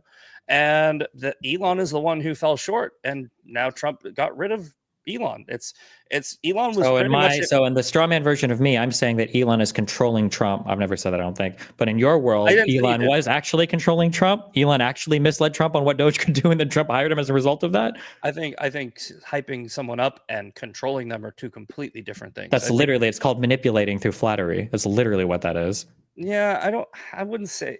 Sure, Elon manipulated Trump, but I again don't think that that's the same thing as controlling. I think that Trump's juggling a lot of plays. I mean, every president does, except for Biden. I think he only juggled naps. But okay. I think that Biden was more successful in every single conceivable metric than Donald Trump's been so far, and will continue to be. You mean the auto pen was more successful? Have you ever seen a video of Biden having an executive order brought to him to sign that he doesn't know what it is? Whereas on every single one that Trump has signed, people are bringing it to him and explaining what the EO is. Have you ever seen that happen with Biden? How many days did Biden take vacations out of his whole presidency? Was it 40-something%? You think that Biden has taken more vacation days than Donald Trump has? Absolutely. I will guarantee you that's true. Google, look it up right now. I'll look it up. But then back to my other question. Have you ever seen, you've seen people bring executive orders to Trump and then explain them to Trump, right? You've seen that, right? Yeah, well, he does that live. Don't you think that's kind of weird that he's not writing them and that he's the one who's getting them brought to him and explained by other people? Isn't that kind of weird? No, I think you're being a little sassy right now, but you know how it works. Trump hires people to write the executive orders. They summarize them to him. He reviews them and hopefully reads the majority of them. If you had proof that Biden was hiring people to write executive orders for him, don't you think that would be scandalous in and of itself? Let me finish. Okay. I think that Trump reviews the executive orders. He puts together a collaboration, a team, right? His administration, and he then signs them, in which he signed them like live on TV. I think Trump has signed almost every executive order, most of them. As they're explained to him by other people. But they're explained to him based off of his agenda that he put together with his cabinet. He delegates. I mean, you think that? Yeah, but that's going to be the case. Hold on. But what I'm saying is, I don't think Biden put together anything where that's great, but you have no proof of that. You can't prove any of that, right? Other than the fact that he was pretty much asleep the whole time. No. I mean, you can say that, but you can't prove that either. So I linked the thing on. You can look at for known totals of vacation days. You're giving me Wikipedia? Is there a different source you would prefer? Yeah, hold on. I looked it up on This ChatGPT. says for Donald Trump's Look it up first on term, he took ChatGPT. What did ChatGPT say? 378 Okay. vacation days, and Joe Biden took 183 to 184. So Trump took about Oh, no, twice as many vacation Hold days on, hold as on, hold Biden on. did. Hold on. There's 1,460 days in administration. So you just said 184. That's bullshit. What does ChatGPT say? Yeah. So so the Republican National Congress claimed that Biden took 577 days. However, Snopes investigated and they found that he took somewhere between 183 and 184 vacation days, which accounts to about 12.5% of his term. During Donald Trump's first term, he took 380 days, which accounts to about 26%. Right, Biden. All right. So the Republican National Committee and reported by other various sources, and They were all reporting what the RNC was saying. Hold on. Biden spent 577 days out of his 1,463 day term. So that's 39%. Okay. Now I don't know what Snopes did on their fact checking. They do like are you familiar with Snopes? Yeah, they probably thinks it's liberal propaganda. But the RNC, the Republican National Committee or whatever, that's not Republican propaganda, but Snopes is liberal propaganda. Well, what are the findings? What is the evidence that the Republicans gave? Like, I'm sure that the way they do their tallies is they say, okay, Biden took a vacation day, this, and this day, and you add them all up to 577. You think there's a 577 to 183 disparity between the two sides. So even if it's somewhere in the middle, Biden took a fuck ton of vacation days. Even if it was somewhere in the middle, it would still be less than Trump. But I mean, we can just read what Snopes says. A claim popularized by the Republican National Committee that former U.S. President Joe Biden spent 40% of his presidency on vacation stretched the truth. The RNC treated partial days outside the White House as full days on vacation, made outright errors in its calculations, and included locations that are not always used as vacation settings in its analysis. So you do the same thing for Trump. A partial day outside of the White House would probably be attributed to a vacation day for Trump too.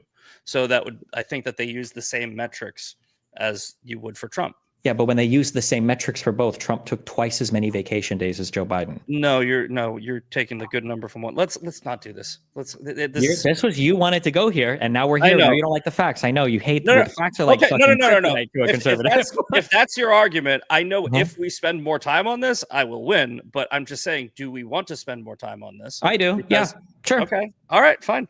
Let's do like 5 minutes on this, and then let's go to ICE.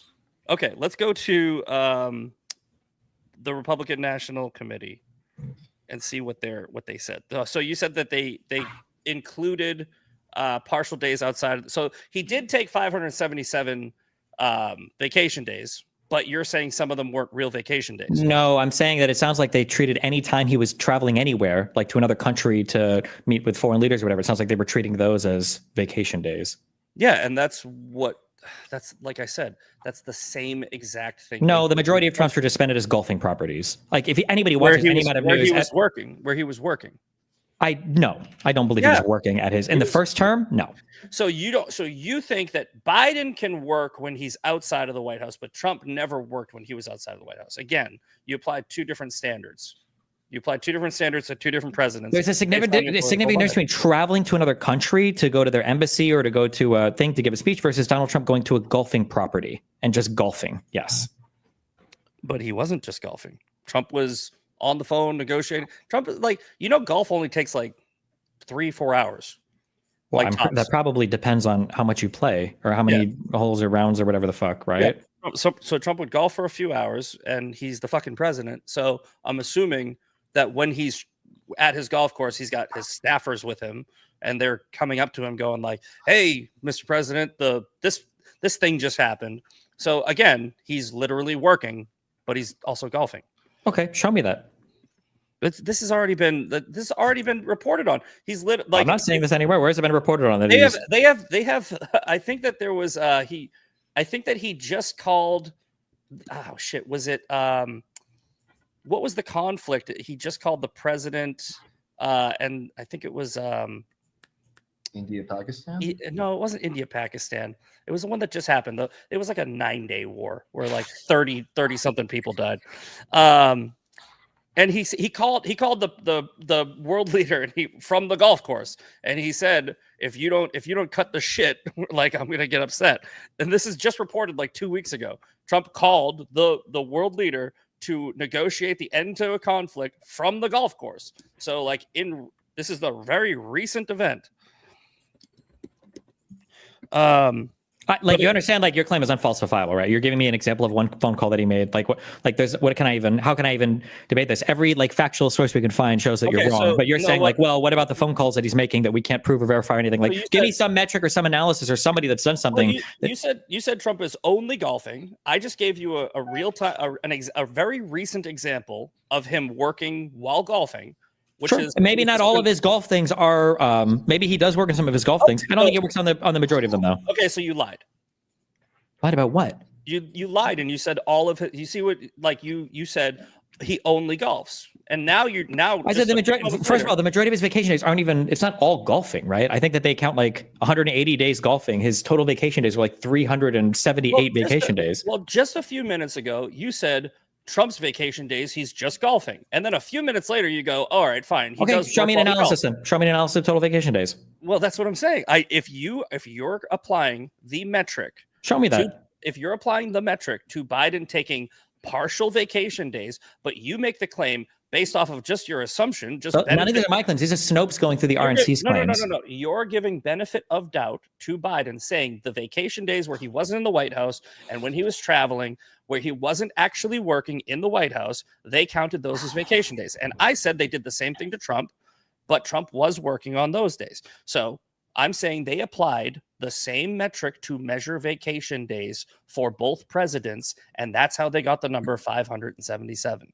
That's how you get, if you use the same metric for both, you get the big number for both. Why is this? You're saying that. I understand you're saying that, but you haven't done this analysis yourself. You're just baselessly asserting it. You're only basing it off of Snopes, which has had to. That is a fact checking. That's a fact checking org. Yeah, that's what I'm basing it off of. Do you think that you individually are more reliable than Snopes? Yes. Absolutely. Okay, can you give me some article? You're not going to trust Washington Post either, I guess. Then what's a news source that I could link that you would trust?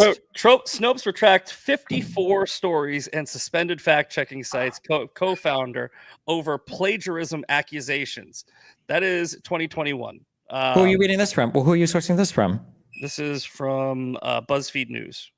Do you trust BuzzFeed News? If I was to link you a BuzzFeed News post, would you trust that? Or are you only trusting BuzzFeed News right now because they're contradicting? They're saying that Snopes might have had to retract some stories. How about the AP? Is the AP good enough? I like the AP. I'm guessing you probably wouldn't most of the time. This is from the AP. Prominent fact checker Snopes apologizes for plagiarism, right? So does that mean they're wrong on every single thing they've posted? New York Post, Snopes co-founder banned for plagiarizing, right? So I'm saying, and then this is tweaked. Wait, I just want to be clear. So if they have been caught like plagiarizing a story, or if they've retracted 51 or whatever stories, that means we don't trust anything they publish? Then who do we trust on this issue then? So you're saying that a publication that has to retract 60 stories should be trusted? Out of how many stories did they publish? Well, what do you mean? Like, I'm saying... Hold on, wait. If they'd only published 100 stories and they retracted 61, do you agree that that's a lot worse than if they published like 1,000 stories and retracted 61 or 10,000 stories, right? So isn't that kind of important to know? I think it's also important to know the co-founder had to make a public apology for plagiarism. That's a big one. Plagiarism doesn't necessarily mean that they are lying about anything. That's not even really relevant to what we're talking about, right? The person who founded this site is a plagiarist. Right, that goes. Okay, and Fox News settled the largest defamation lawsuit of all corporate history, propagating a lie that Donald Trump himself and his campaign was propagating for the 2020 election around the Dominion election machines. If you want to play like who's the bigger liar, the Republican side loses 100%. Here's why your whataboutism bullshit tactic won't work. Fox News is fake news, so I am not going to. They were propagating stories from Trump and his campaign. Fox News lies. You were about Trump. It was Trump's lies, though. The Dominion lawsuit was Trump's lies. This isn't a gotcha. No, it's Fox News' lies. So Trump and Sidney Powell and Giuliani weren't all saying the Dominion Venezuelan voting machines weren't rigging the election. That didn't originate with Trump and his campaign. They offered their opinion. Fox News reported on it and took it too far. and made No, they assertions. just copied what they said. No, Trump Fox literally News calls into Fox News like every other day. Trump's daughter-in-law works at Fox News now. This is a lying organization? Fox News made their own assertions, which is why they were sued. They didn't. They just copied it from Trump's campaign. But I just want to be clear. So Jean Pirro or whatever, she's like the DC prosecutor now. She's from Fox News. Hegseth, the head of our DOD, he's from Fox News. Donald Trump's daughter-in-law, she now works at Fox News. Donald Trump himself calls into Fox News. All of these Fox News hosts that are having like positions in the government now, this is a horrible organization. Donald Trump is hiring from it and working with it. And you're trusting Donald Trump's judgment here? I said that Fox News lies. Like they have lied. It's mainstream media. The CNN lies, Fox News lies, MSNBC lies. So who do you trust? None of them, dude. But how do you get information about anything? I have to literally look at a bunch of different sources and then come to my own conclusion. It's this wild concept where I don't just blindly trust mainstream media. Walk me through. How can you go to a bunch of different sources if all of them are lying? So I think there was a recent poll: 70% of Americans do not trust the media, and you're surprised that I don't trust the media? I'm asking you, how do you ascertain the truthfulness of any claim if you think that all of them are lying? Why would reading a bunch of lies help you figure out the truth if it's all lies? I use common sense, critical thinking, and deductive reasoning. Give me an example of how you use common... No. This is really important. This is literally the most important thing. This is the most important thing.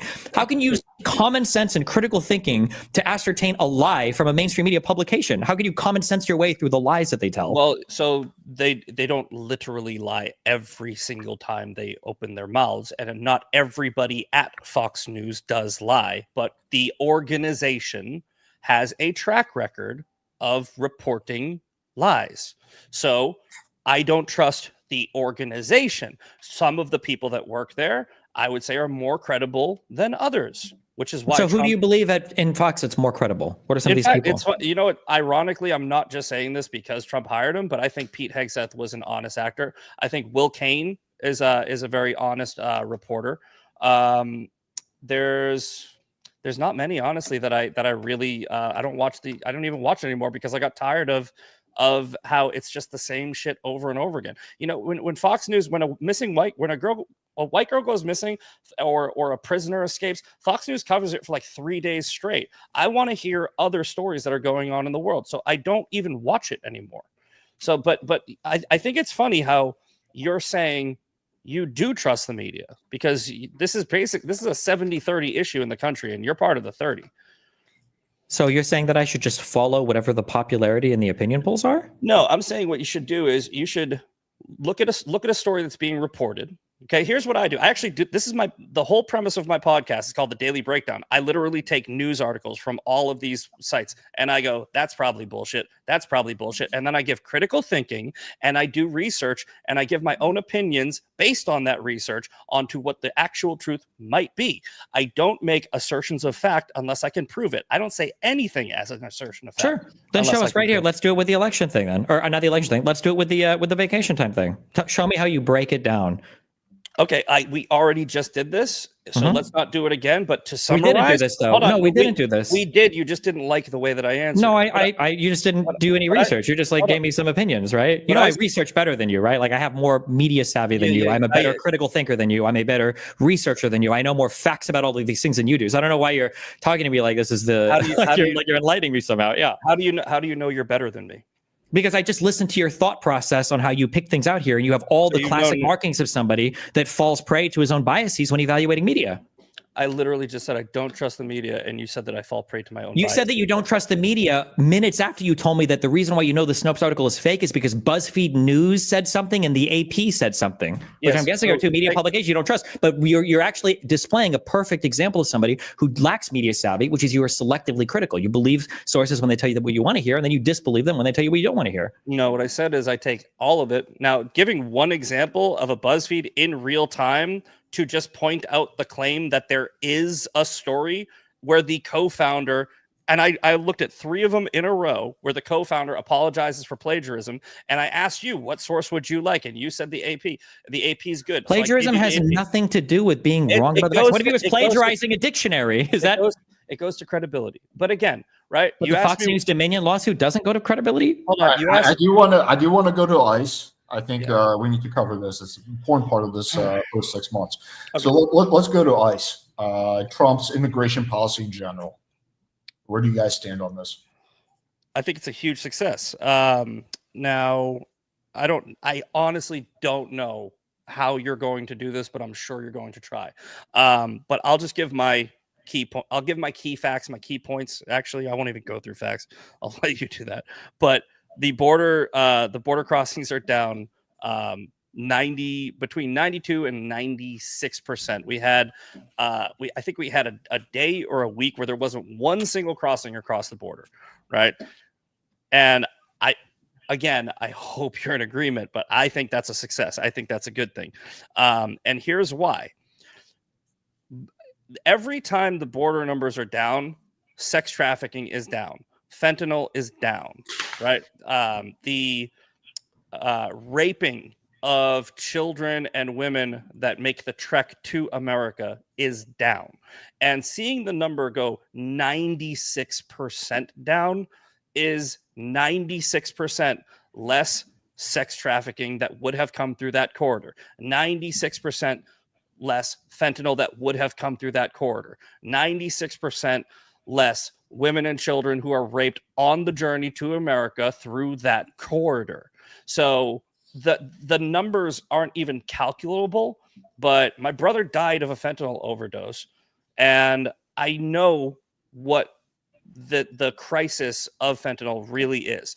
Another, and I know this isn't related, but just real quick, forcing Mexico and Canada to address the fentanyl crisis, which is kind of related, is also very important to me. I think that's a huge success. I think that's a huge problem. But as far as ICE arresting illegals, getting them out of the country, deporting them, SCOTUS ruling in favor of Donald Trump that he has the authority to do so, I think every illegal immigrant that is not in this country who is breaking the law is also another potential crime that could take place, and that's down. So all in all, I just think it's amazing, and it's down.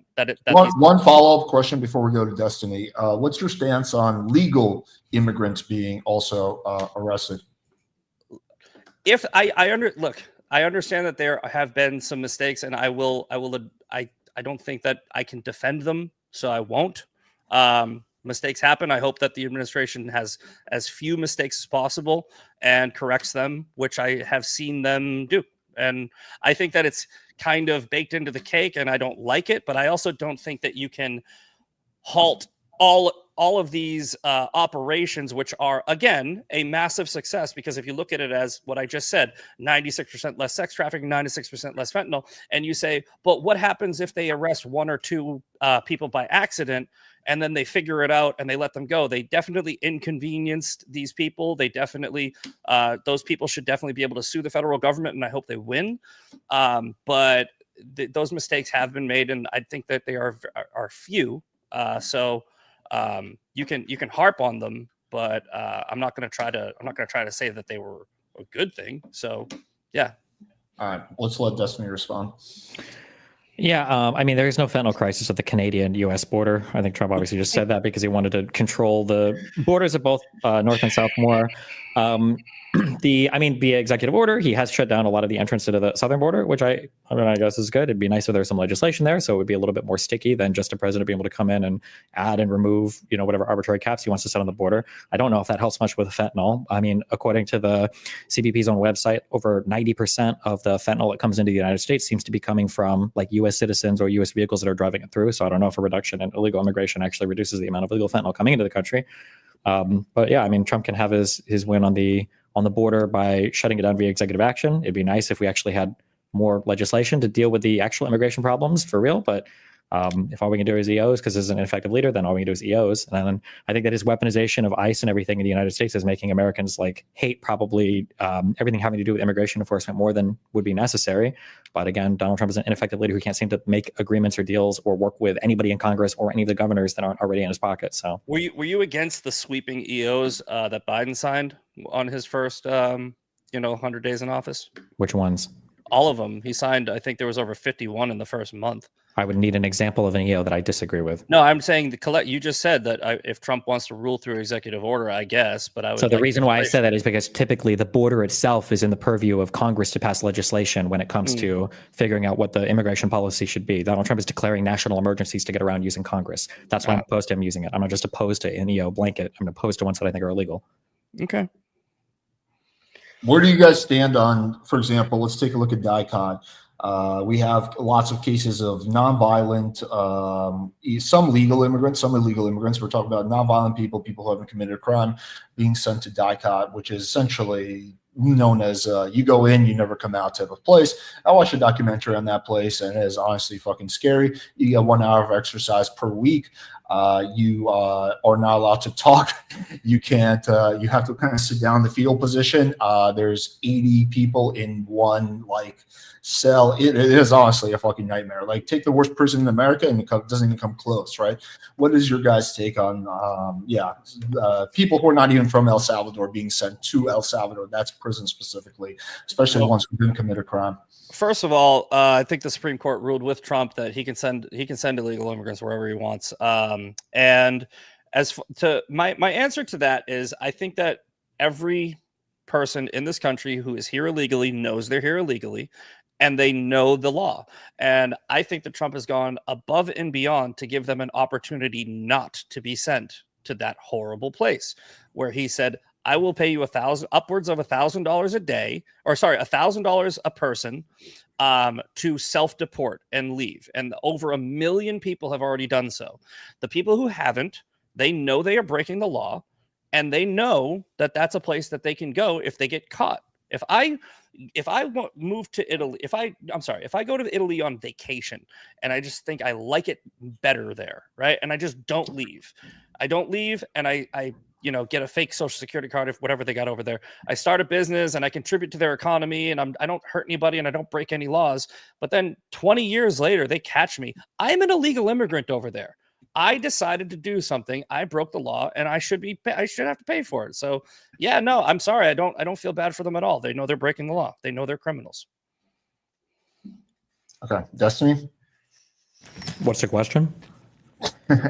What are your thoughts on the fact that, for example, a lot of people are being sent to DICOT? I think it's super unhinged. I don't know why the fuck we have to pay another country to take people away from us. If we want to deport people, deport them. I just think that's mega A lot cringe. of people won't. The problem is a lot of other countries won't. So Donald Trump's hand was forced, where he has to work out this situation with El Salvador, where El Salvador's like, yeah, send them. Just to be clear, the president of the United States of America is unable to force other countries to take people that he's deporting. The United States of America. He's tried, and a lot of them have said no.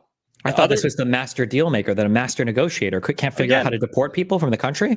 Again, if you hold him to the ridiculously high standard of being perfect, then you can say that Donald Trump has not perfectly forced every other world leader to take back the people that they intentionally sent to this country.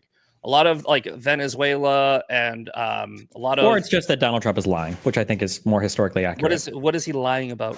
That he doesn't have the ability to send people to whatever country he wants or get back people. Remember how he said over and over again that he couldn't get people back from... he couldn't get Abrego Garcia back, and then magically when the Supreme Court said he had to, he did instantly? Abrego Garcia is an MS-13 member from El Salvador, and he was sent to El Salvador. Yeah, and now he's brought back from El Salvador after Trump said we couldn't get him back. There's absolutely no evidence that he was MS-13. Yeah, that's true. But I'm just saying that Trump said that he couldn't get him back, and he came back. Other than the two courts that identified him as an MS-13 member, the MS-13 tattoo on his knuckles, and yes, it is an MS-13 tattoo. And his own wife. Do you think that it actually says MS-13 on his fingers? There's a marijuana leaf. I've read the conservative propaganda. That's not how that works. It's not propaganda. It's a literal MS-13 tattoo. It's what they do. It's literally it's symbolism. M stands for marijuana, 1 smiley, and then the 3 is the 3 holes in the skull. Anyway, as far as people like Abrego Garcia, right? He was sent back because Congress, the Democrats, made a huge stink about it, and a federal judge essentially tried to force him back. The Supreme Court did agree that because of the because of the paperwork that was filed improperly. They had to bring him back, but he's just going to be tried here, and he's eventually going to be sent back anyway. So all they did was delay the inevitable. Well, we don't know how that result of the court case will go here. Number one. Number two, he wasn't supposed to be sent back to El Salvador. That's what the immigration judge had said. So he could be deported to another country. Well, El Salvador is his country of origin. So I mean, if they're willing to take him, I don't know why he would be sent anywhere else. Well, it's not just that they were willing to take him; it's where he paid the money to take him. I don't know why the United States of America has to pay other countries to take deportees. We're the United States of America. I think we can probably just throw our weight around and make them do that, regardless. I mean, I think it's probably better to at least incentivize other countries to take back and undo this horrible situation that Biden put us in by opening the border completely wide open, like millions and millions of people. And again, right, this isn't whataboutism, but it's relevant, right? Every percentage point that the border went down was undoing sex trafficking, fentanyl, and crime that Biden allowed to happen in this country. Biden ruined America. We're really going to do the Epstein defender president as the guy trying to curb sex trafficking? Is that really that's the route we're going to go down? Are we going to pivot to Epstein because you don't have an argument against that? No, I already said that the what's your crossings down are fine, I guess. What's your argument for opening the millions of illegals pouring in, and Donald Trump was able to shut it down within 6 months? Well, Donald Trump just turned off the asylum seeking process. We don't even know if that's going to stand legally or not.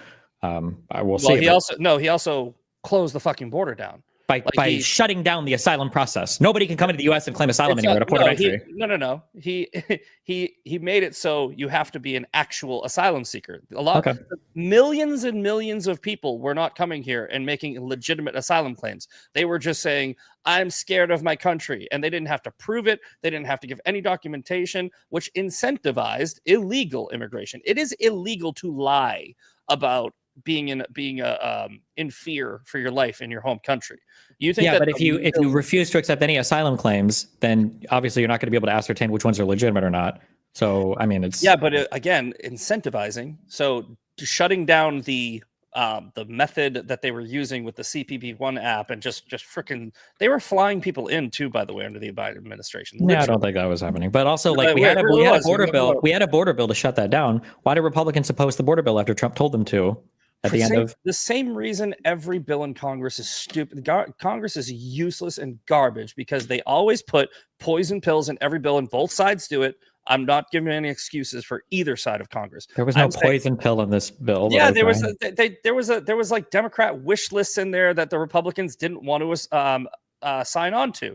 So what happens with both sides, by the way, so try not to come at me for this because I'm saying my side does it too, is when they write legislation, they write in a bunch of shit, and then they go, all right, let's try to sneak in our fucking wish list. I think that they should have border bill was just the border bill. That was it. There were no the border bill had other shit in there. And no, it didn't. Republicans tried to make it have other shit in there when they so tried to there initially. There was two versions of the border bill. Initially, it did have funding for Ukraine, funding for Israel, funding for Taiwan. But then that was at the Republicans' insistence, though. That was at the Republicans' insistence. But then it got separated out. Let me clean this up. But then after that, there was another proposed border bill that did not have all of that. So, but that even actually correct. Even that border bill, even the revised one, was garbage. It let 5,000 people in a day. That's not a fucking border bill. It didn't actually. I don't want to get involved too much, but it didn't actually let five. It said that up until, so if you hit 5,000 border crossings, then 5,000 encounters at the border, then the border would get shut down.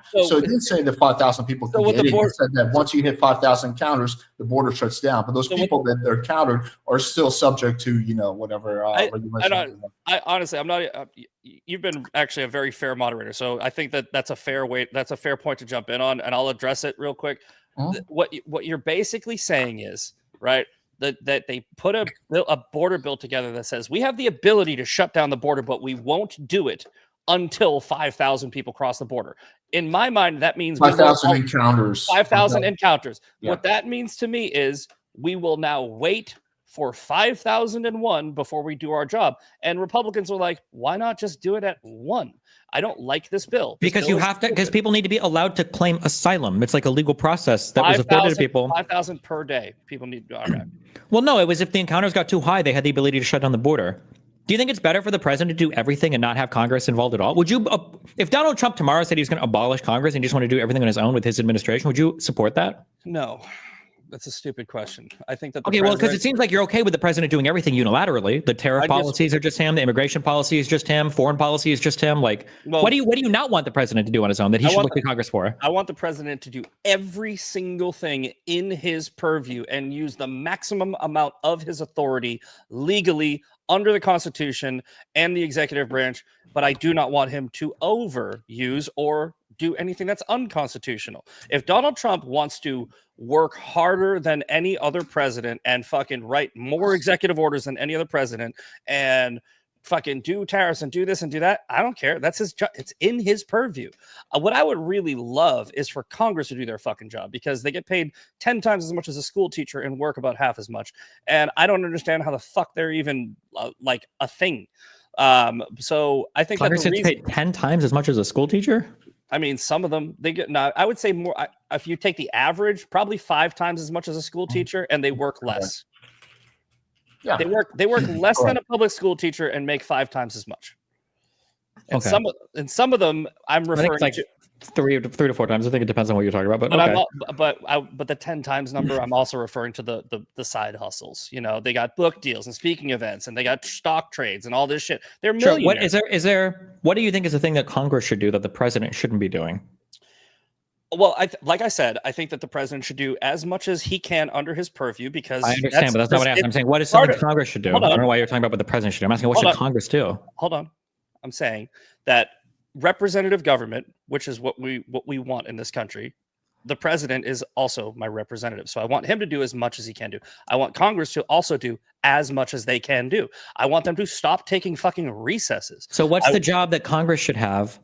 Congress should be making laws, and not like only making laws, but they should be tending to their districts and doing. So they made a bill last time for immigration, and the president Donald Trump shot it down because he wanted to keep the border open for election. So here's what I want Congress to do immediately. Mm-hmm. I want them to immediately make a law that says that none of them can engage in any secondary income activities while they are serving in office. And that means no stock trades, no book deals, no speaking events. You get your base salary, and that's all you get. Wait, do you think that the same should be said for the president? Yes.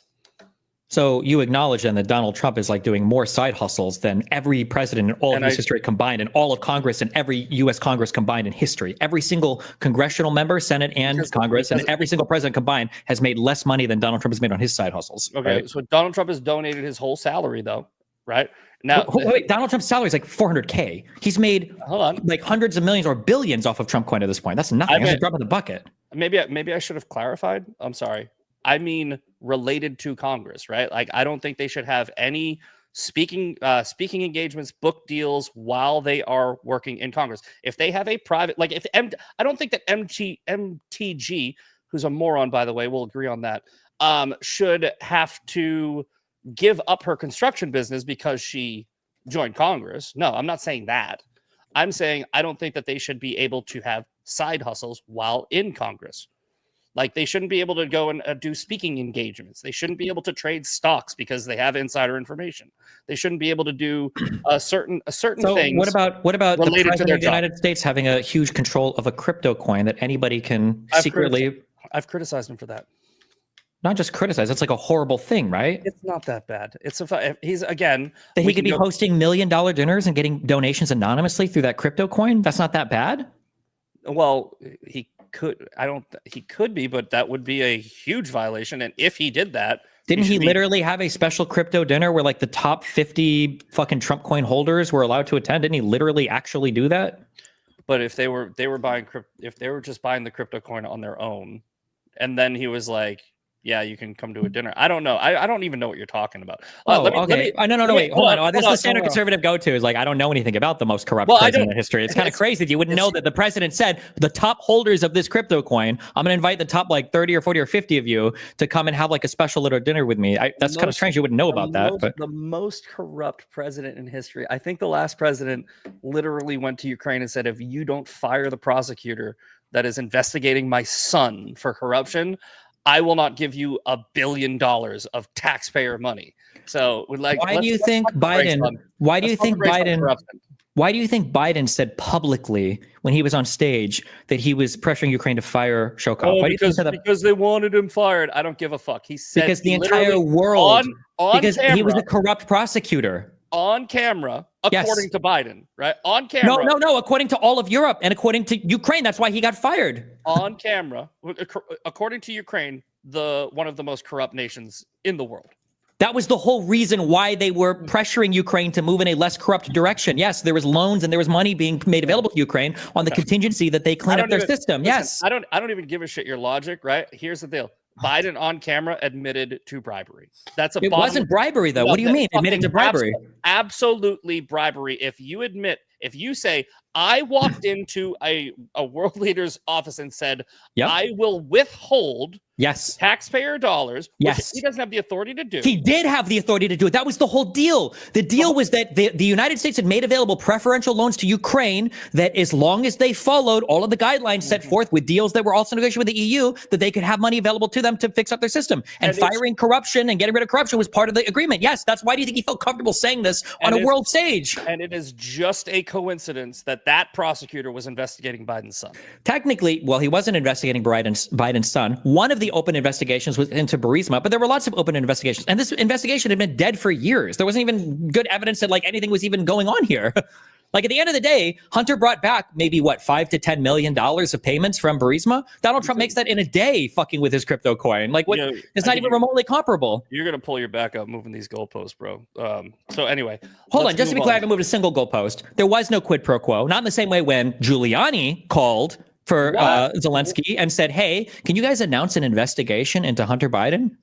When Donald Trump said that, Do you think that a president that is not engaging in corruption would have to pardon his entire family, pre-pardon them for crimes that apparently they didn't commit?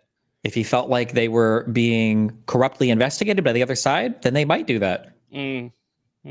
So, for example, in the beginning of this debate, when I said that Donald Trump was writing executive orders to target individuals and rescinding security clearances from political opponents, that would be an example of a corrupt weaponization of the DOJ that you might want to protect people from. Yes. So Biden can just assume corruption, right? No, not assume it. We would just see corruption based on the conduct of the Republicans and what they'd been like for the 4 years when Biden was president. That would be an assumption. No, it wouldn't be an assumption. An assumption would be baseless. The Republicans investigated Hunter Biden for 4 years and found nothing of this Burisma corruption, and instead just charged him with crimes like lying on a 4473. Hunter Biden was convicted of a felony. What the fuck are you talking about? The felony was lying on a 4473 about doing drugs while buying a gun. I understand. You know that nobody gets charged with this crime, right? This is not like a crime that you charge people with, right? I understand, but it goes to character. Goes to character. Yeah. Have you seen the content? Oh, well, in that case, Donald Trump was 34-time convicted felon. He's got a way worse character than Hunter Biden then. Easy. I'll take that. Fine. So Hunter Biden also wasn't even in part of the government. He wasn't president of the United States. Okay. Donald Trump puts all of his family members all over the government and media. Okay. So let's go back to, I think we're doing the thing again. Right. What was the original claim? Okay, so the claim was the crypto thing, right? I don't think that Trump should engage in the crypto thing, but it also goes back to the argument I made on why he can engage in lawsuits, right? He's also a private citizen while being president of the United States, or he has the same rights as a private citizen. So legally he can do it, right? Do I think it's legally, shady? Biden can pardon anybody he wants. That's fine too, right? You're right. He can. I just asked you the reason, and you give the most amount of leeway to your side, right? I don't give any leeway. I just look at the facts. It's very easy to just look at the facts. Yeah. So you look at the facts that Biden presumed that he made an assumption that the Trump administration was going to have a corrupt DOJ that was going to go after his family, so he just blanket pardoned all of them. Which they've done. Donald Trump literally says he wishes he could go after all the J6 Select Committee people, but he can't because they were pardoned. Let me finish my point. Please don't interrupt. I don't interrupt you. All right. So Biden presumed that there was going to be a corrupt administration, and under that assumption, right, he pardoned his whole family and then some random people in his circle. But Trump cannot assume that the pollsters and the other people are corrupt based off of the behavior that Donald Trump is making an assumption. Yeah. Right. So because they're there's both evidence engaging for in- one Wait, Destiny, thing, let's because let there's Misfit evidence for one finish. thing and there's Wait, not Destiny, evidence for the other thing. Let's let him finish. Let's let him finish. I know Okay. you can't stop interrupting me. So my point is, right, you have two sets of standards, right? Whereas I have tried to give the same set of standards, just like we did with the vacation days.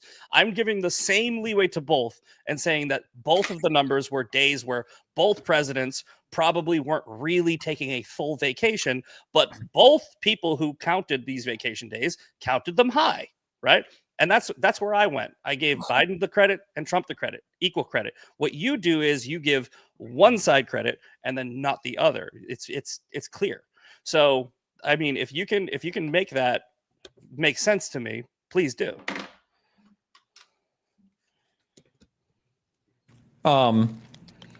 Yeah, I just like to look at the actual facts and the evidence. You and keep then- saying facts. Wait, Misfit. Now let's let Destiny finish. Yeah, so the facts would be somebody like Kash Patel saying that he's going to come in and open investigations on every single person that worked with the J6 Select Committee or that worked with Biden. That would be evidence pointing towards a corrupt DOJ. The fact that when the DOJ came about under Donald Trump, they started to write executive orders, literally targeting individual law firms, literally targeting individuals at those law firms, and then rescinding security clearances from people that they deemed as enemies of the administration. That would be evidence towards corrupt intent. When you look at Donald Trump in his first term, and he fired Comey because he was trying to obstruct the investigation into his campaign, when he begged Jeff Sessions to recuse himself, or I'm sorry, not to recuse himself, but to also to end the investigation in his campaign, when Mueller had to be appointed as a special prosecutor because Trump was trying so hard to obstruct him as much as he can. And then when Donald Trump literally pardoned every single person that helped that obstruction happen, people like Roger Stone, people like Manafort. I think that all goes to evidence of a corrupt intent from the DOJ and from Donald Trump. I don't think you saw any of this under Biden. While Biden was president, there were literally two special counsels running against him the entire time, one for the secret documents or whatever, and then another one for his son that lasted for years and years. The Republicans promised that they were going to prove the Burisma link. They never did. They had nothing. Not only did they not prove it, but the guy that initially informed on the FBI saying there was a link between Hunter Biden and Burisma and doing improper deals, that guy admitted to lying about everything. And he's currently, right now, convicted for lying to the FBI, which was the whole origination point of that Burisma false dealings thing. So you think that going after your political opponents with the justice system is corrupt intent?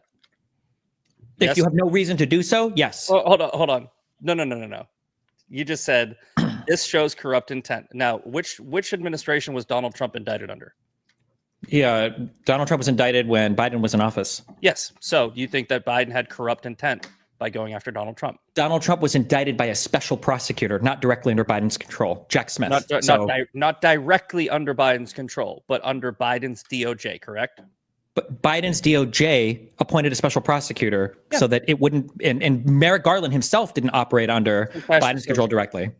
Okay, but it was Biden's Department of Justice. He is the top dog. Because Democrats don't run the DOJ that way. They don't give orders like Donald Trump does to his DOJ. That's why there's no evidence whatsoever of Biden controlling Merrick Garland. I know you want to simplify it because you don't like to get into the facts. Yeah, but that's the reality. The country runs the same no matter. No, it doesn't. No, not when there's somebody corrupt and authoritarian like Donald Trump. No, it doesn't run the same. It's very different. There it is. The isms are coming up. So again, authoritarian is not an ism. You mean authoritarianism? Yes. All right.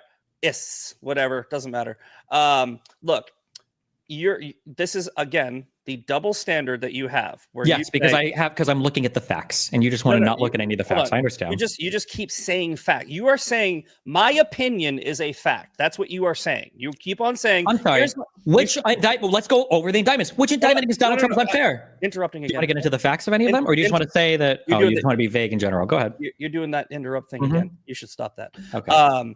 So you are saying I have an opinion about Donald Trump. And then you say, I'm just looking at the facts, right? You are not presenting facts, right? You are presenting your opinion. You are saying Donald Trump's Department of Justice is corrupt because they might go after their political opponents, or they did write executive orders against lawyers. But you are giving credit to Biden, saying he is presuming that there is his Department of Justice had a special counsel that was hired under his. And then you say the Department of Justice doesn't run the same way under a Democrat than it does a Republican, Correct. Right? Because I have hold evidence on, of that. hold on. Wait, Destiny, let's let him just finish. But what I'm saying is the structure of the system, right? Now there is separation of powers. You are correct there, right? But Biden's DOJ, Biden is the top of the executive branch, but he is the boss of Merrick Garland, right? And Merrick Garland is the boss of the Department of Justice, right? So it is a structure where Biden is the last person you answer to. No. Correct? No. Yes. No. But There's different theories. This was the whole point of let's let Destiny respond now. Yeah, the whole point of the Trump admin was this unitary executive theory, the idea that the president of the United States can directly control and tell attorney generals what he wants them to do directly. It was a huge issue in his first term. It's why Barr quit.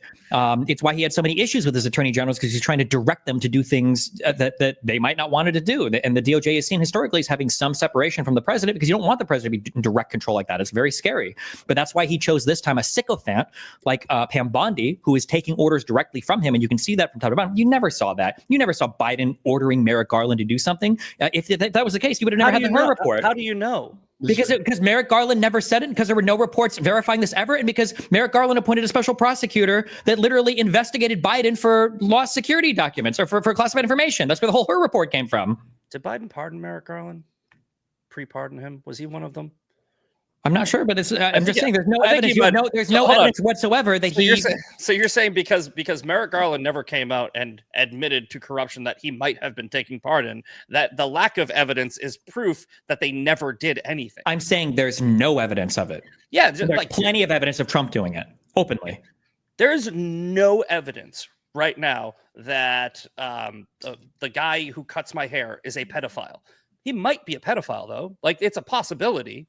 Right. So like there's no evidence that just because you haven't seen evidence doesn't mean it's not happening. What I'm saying is if the standard you apply to Donald Trump, which is he gives orders to his attorney general, who then directs the Department of Justice to do certain things, that means that you can presume that it is a possibility that Biden did the same thing you're accusing Trump of. Yes, if I had no critical ability to analyze media, then I would say that. But if I looked at the facts, if I looked at all the reports, if I looked at stuff from the White House, there's been a lot of stuff that's leaked from both White Houses. Jake Tapper wrote his whole book attacking Biden, and plenty of people in the Biden White House had their opinions on how things ran. Nobody ever has ever said that Biden was directing Merrick Garland. That's just never been the case. There's no evidence of that whatsoever. Jake Tapper, the guy who said that Biden was the sharpest president ever, and then waited until they fucking railroaded him to write a book. Look, man, I'm pretty much, unless you have more topics you want to talk about. I think we've gone for 2 hours. We acknowledge there's no evidence that Biden directed Garland to do anything. That's good. And there's open evidence that Donald Trump thinks he controls literally. So by your logic, there is no evidence that Donald Trump has done anything wrong either. Because anything wrong? Why did you make it so vague? I said he controls the DOJ on his own unilaterally. There's no evidence that he controls the DOJ. There literally is. What do you mean? Pam Bondi literally says, Donald Trump has directed me to look into this. Donald Trump literally says, I have Pam Bondi looking into this. Donald Trump is her boss. Yeah, but the DOJ is supposed to operate independently. But Donald Trump is her boss. So he can hire and fire. That's it. But he can also direct his attorney general. Presidents direct their attorney generals. People don't typically direct their attorney generals like that. That's not the norm. Okay. Sure. Let's end it there because I feel like we'll go 30 minutes on this. I'm just curious. Wait, just as a media critical person, do you know what the three branches of government are? Yeah, the judiciary, executive, and legislative. Okay, good job. A+. All right, let's go to closing statements. So since Destiny went first, then I think Misfit, you should go first for the closing statement. Sure. Say whatever you need, and go ahead. Okay. I mean, my closing statement is going to be similar to my opening statement. I'm just going to rattle through the list of achievements, and I think that any real critical thinking person will say that if you look at your life now versus, I would say even 6 months or 8 months. Wait, before we do closings, what do we think about the Epstein thing? Can we just visit that for 2 seconds? How do we feel about that? If Misfit has time, then we can. Yeah. I guess. I mean, Okay, let's limit it to like 5-ish minutes. But well, yeah, we'll do. Well, I'm just curious. It seems like the Epstein thing is a pretty big fumble. Yeah, Pam Bondi should be fired. Do you think he's going to fire her? No, but she should. Why be. not? Well, here's the thing about the Epstein files, the whole situation with the Epstein files, right? None of it's really an indictment against Trump, other than he definitely hired the wrong person for attorney general, because she spent her time lying to the American people about how there was this big bombshell that didn't exist, and now that there's a big nothing burger, it's a bad reflection on Trump. So she should be fired on that alone. What about the evidence that the FBI was like pointing out like where Donald Trump is coming up in the Epstein files and then filtering that information up to Pam Bondi? Everyone knew Donald Trump was in the Epstein files, and he knew that when he was releasing them. Okay, so don't you think like Kash Patel and Dan Bongo Balls, should both these people get fired too? All three of these people should be gone, right? What do you mean? Hold on. Wasn't Kash Patel and Don Bongino, weren't they also saying that there is like huge information that they were going to be able to release before they were in office, before they were in the administration and actually saw the lack of evidence? They made a presumption that there was evidence there that I believe was already destroyed, and I don't think that anybody on your side has any credible argument for the Epstein files when Biden had 4 years to release the Epstein files. Wait, why didn't maybe Donald Trump destroyed them all? When Epstein died, when he was president of the United States in 2019? So Donald Trump destroyed them, but not Biden or Obama or Bush. So Donald Trump was president for like 4 out of the 18 years that Epstein was under indictment, investigation, and eventually arrested. It wasn't until Donald Trump put his DOJ in charge that Epstein was actually arrested, right? Epstein was arrested under Donald Trump. Epstein was not arrested. Yeah, so if he was arrested under Donald Trump, put into jail, and then died in prison, in a federal prison, and now, so how would Biden even have the chance to destroy any files? Seems like this is all under Donald Trump's supervision. Maybe Donald Trump was protecting himself.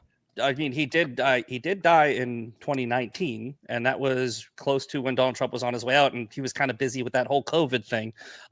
So I don't 2 years after, but COVID. I mean, like I said, Epstein died in 2019.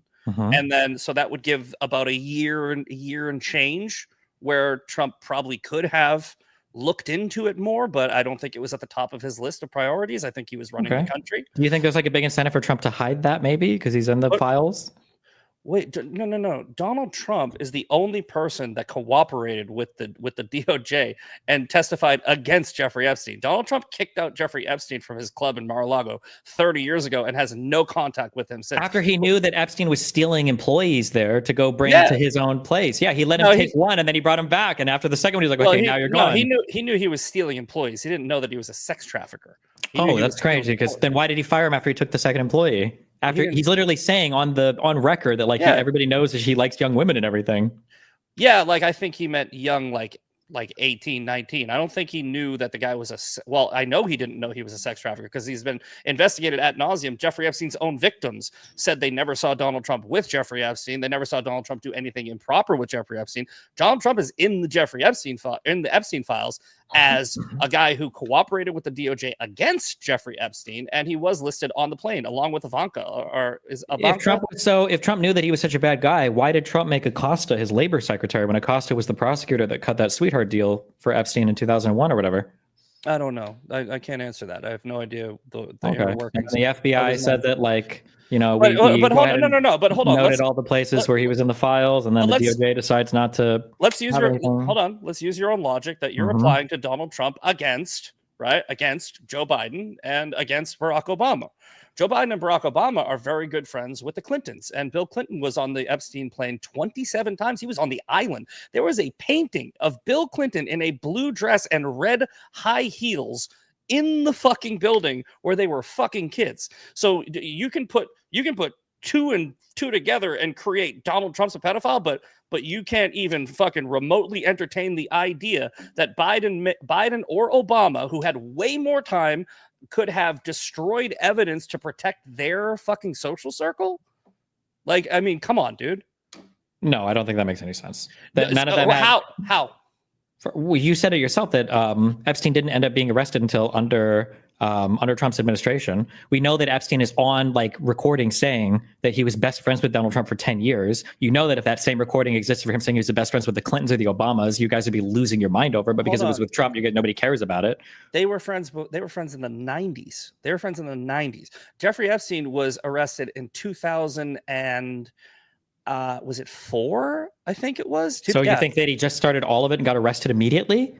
No, he got arrested for having an underage hooker. I believe it was 2004. That was under Bush, right? So you had Bush who arrested him. Yeah, but everybody knew that he liked young girls before then. Trump and everybody else had said that. Trump even sent him a birthday card. It was in that thing that got published recently. They got really mad about it. He's suing the Wall Street Journal for. The thing that's completely fucking made up.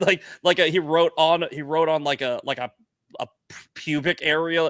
Do you have any idea how ridiculous? Let's not go down that rabbit hole. Do you think that whole story is fake? Yes, that's why he's suing them. You think that if you sue somebody, it means you're okay? Interesting. I mean, it doesn't make sense on its face. It's basically like this probably would have come up in the decades-long investigations. It just conveniently comes out now that there was this magical birthday card that shows up right as the Epstein files are being released. What about when Donald Trump on video is wishing Ghislaine well, even though he knows that she's in prison or whatever, and he's like, "Well, her husband died, and I wish her well. I wish her well."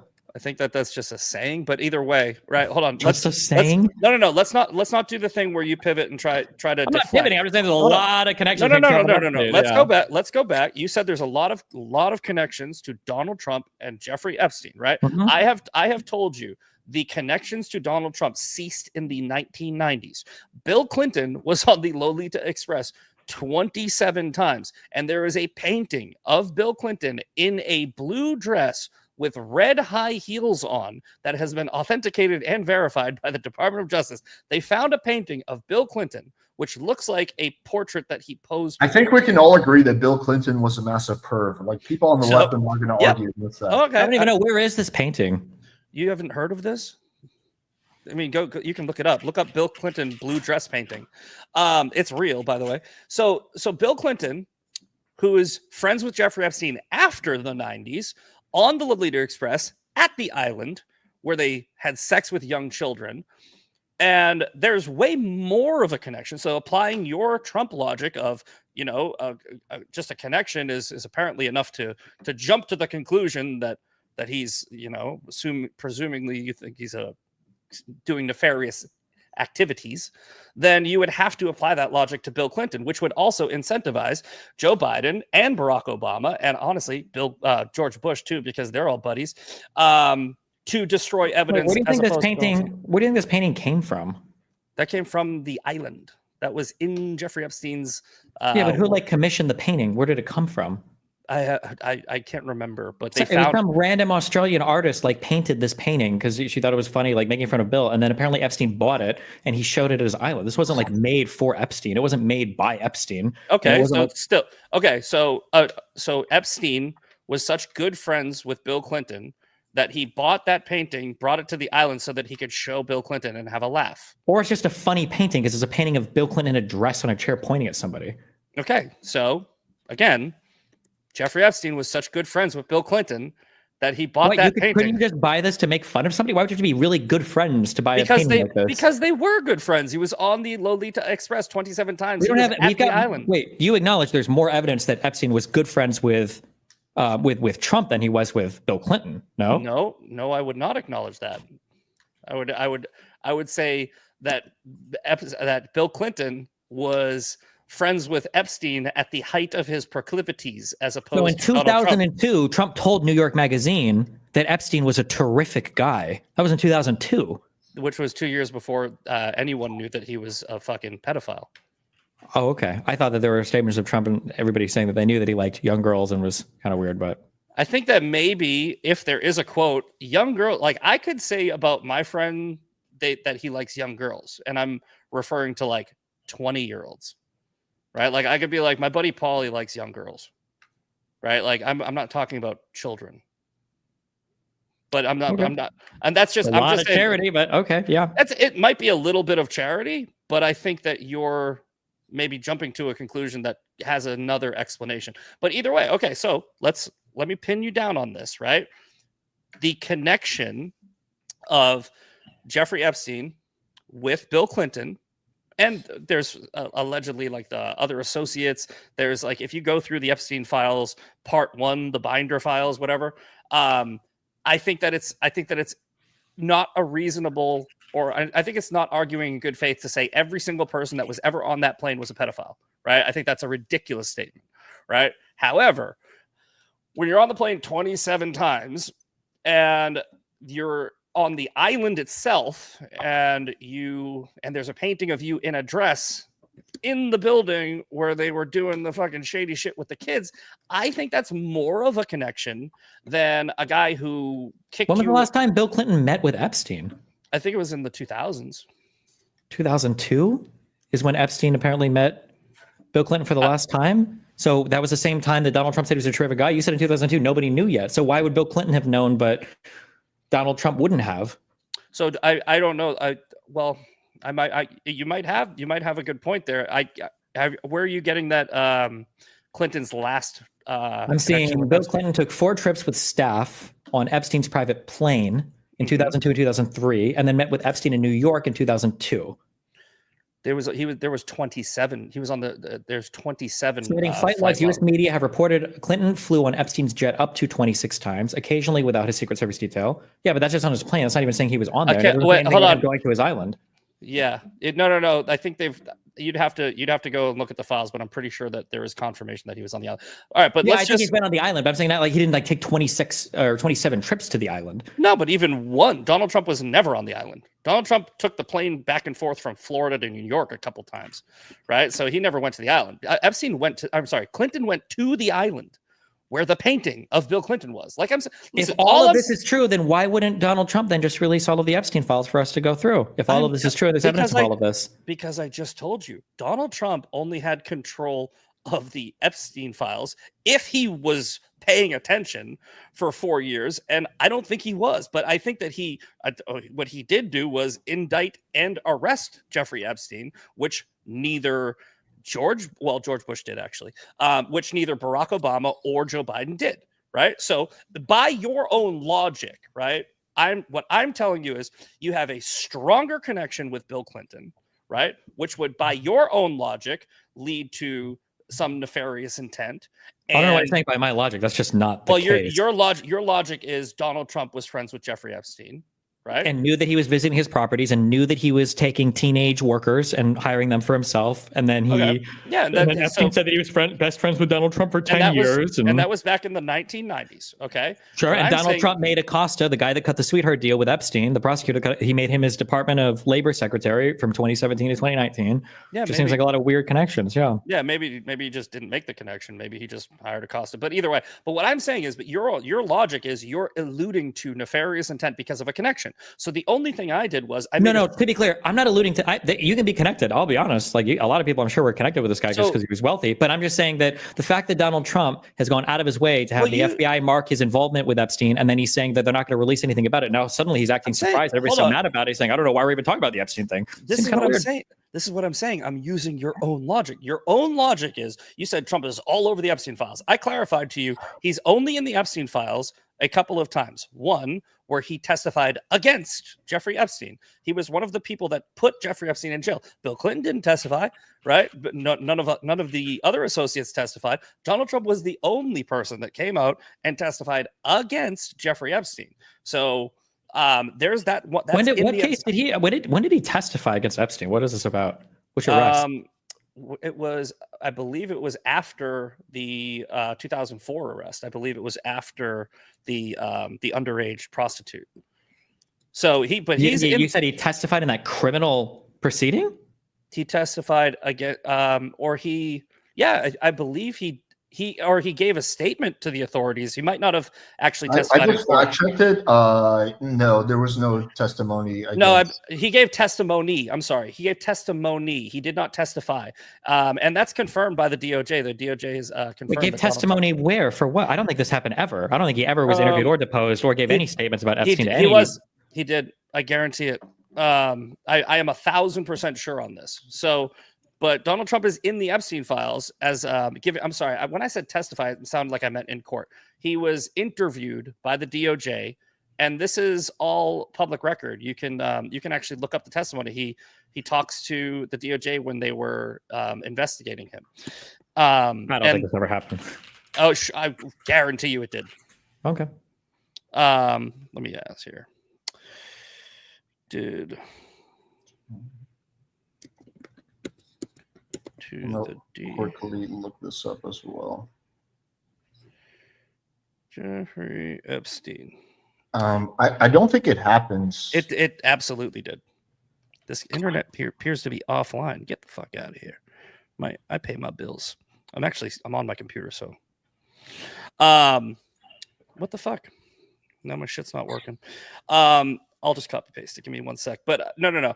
I'm 1,000% sure on this. So you guys can look up on your end, but I'm not seeing anything, so it's hard to say. Is anyone in the chat confirming me? I'm just looking at ChatGPT and says that. Okay, right now from the Hill, President Trump. Oh, sorry, this is a new article. My bad.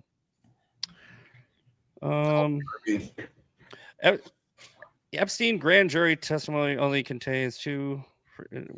Again, a new fucking story. He's just all over. That's right. You said you were critically analyzing media, and you can see through the bullshit. So, yeah. Trump gives interview. Try interview. I'll double search. He was interviewed by the timeline of Trump and Epstein's relationship. Actually, that's what I searched originally. Was Trump interviewed by the DOJ about Epstein? It says there's no credible evidence or credible reporting indicating Donald Trump was interviewed by the Department of Justice concerning Jeffrey Epstein. He absolutely was. I'm not even guessing on this. I'm not misremembering. I think what you're thinking is because the DOJ interviewed Ghislaine Maxwell. No. I think it was the FBI. Let me give you a few minutes to look this up, and then let's go to closing statements. Sure. Well, anyway, all right. Let's because we'll be here for it. I can't believe. Yes, Donald Trump agreed to participate. And this is from NBC News and Politico. Yes, Donald Trump agreed to participate in an interview with the FBI regarding. Oh, this is fucking fuck you. This is regarding the assassination attempt against him. Fucker. Up against Epstein. Okay. Regardless, I guess in order to move on, so we're not sitting here Googling shit. Assume it's true because it is, but all right, fine. You know what? Assume it's not true. Assume it's not true. Just go with my original point. The connection of Bill Clinton is just as strong as the connection of Donald Trump. So my argument against you, which is essentially using your own argument against yourself, is that if you're going to say that incentive to delete evidence is because Trump is in the Epstein files, I'm telling you Bill Clinton is also in the Epstein files, right? But if Bill Clinton and all them were incentivized to hide this, then Obama probably would have just deleted everything relating to Epstein, and so they never could have arrested him. And well, that's what I'm saying. Well, he was arrested under Bush, right? So he was arrested under two Republicans, no Democrats, right? Okay. He was arrested. But people say he was given a sweetheart deal under Bush, didn't they? He was, and I'm not. That's what I'm saying. That's why I kind of did that tongue in cheek. So was it also tongue in cheek when Trump arrested him? No, what I'm saying is your logic, because Trump. You said Trump. You keep saying my logic, but you're not citing why I'm saying they have a close connection. There's no Epstein phone call saying he was personal best friends with Bill Clinton or Barack Obama or anybody else for 10 years, right? Yeah, but Donald Trump, you're talking about 30 years ago, right? Or now it's more like 30. I don't think Epstein became a pedophile when he turned like 58. I don't think he just like transformed into that. Yes, but you would have to make a leap from the only evidence you have. The only connection you have was Donald Trump used to be friends with Jeffrey Epstein, who's friends with a lot of people, right? These rich people are friends with a lot of other rich people, and they're all in the same little social circles. Doesn't mean they know what's going on in their personal life. Then Jeffrey Epstein was stealing girls from Donald Trump's employment, and Donald Trump kicked him out and cut ties with him. And then after Jeffrey Epstein was indicted for being involved with an underage hooker, under Bush, right? Donald Trump was like, "Oh, I had no idea that guy was a creep. I cut ties with him, like a decade ago or 15 years ago, et cetera, et cetera." And then the women that were in the Epstein files, the only time Trump is mentioned, they are saying, "I never saw Donald Trump do anything with Jeffrey Epstein." Right? Never. I think that one of the women said, I might be misremembering, but I think that they might have said that Bill Clinton got a massage, or actually, I think there's like a photo of Bill Clinton getting a massage. Just a quick fact check: the Bill Clinton. I'm sorry, fuck, you got me talking about Bill Clinton. The Jeffrey Epstein saying that the audio recording where he's saying that Trump was his best friend, that was recorded in 2017. Where is that? What's that from? My source is ChatGPT. It was recorded by Anyway, Michael Wolff. But anyway. I'm gonna finish my final point here, right? Because again, go ahead. what I'm saying is the connection of friends with Jeffrey Epstein is evidence that you would have some incentive to destroy evidence, right? Would apply to Trump, like in your by your logic, but it would also apply to both Biden and Obama. The only difference is Biden and Obama didn't arrest Jeffrey Epstein, but Trump did.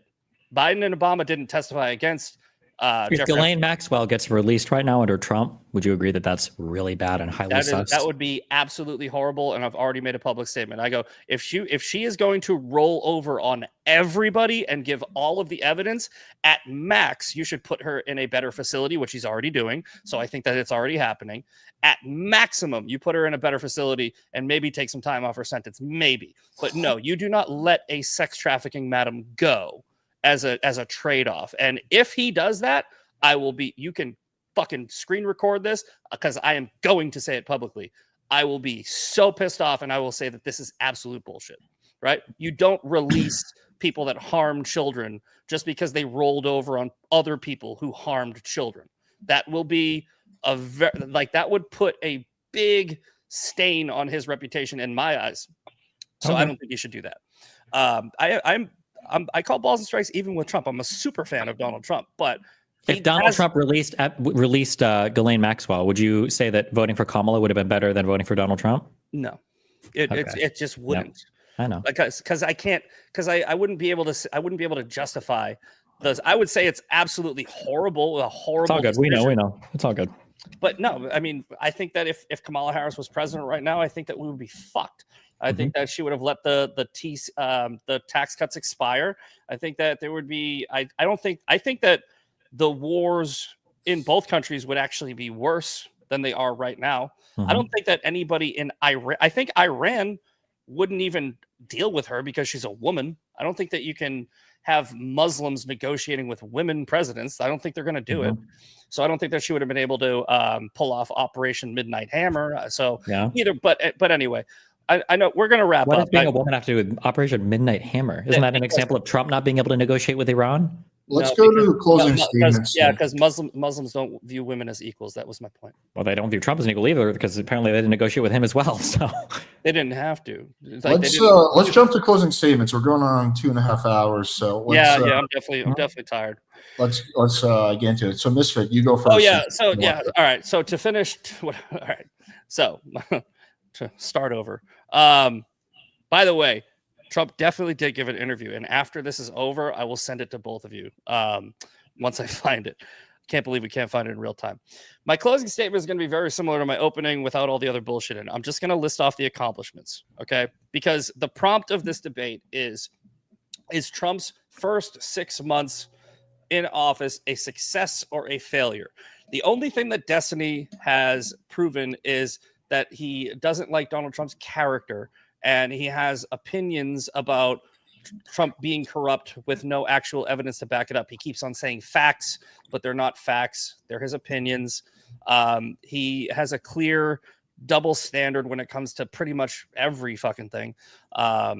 which I've accurately pointed out just recently in the last few minutes by pointing out he doesn't make the connection between Bill Clinton, but he makes the connection between Donald Trump. It's because Destiny is a partisan hack who is only using confirmation bias to form his opinions. Meanwhile, I do something different. I use critical thinking, and I have just in the past few minutes said I will call out Donald Trump if he does something wrong.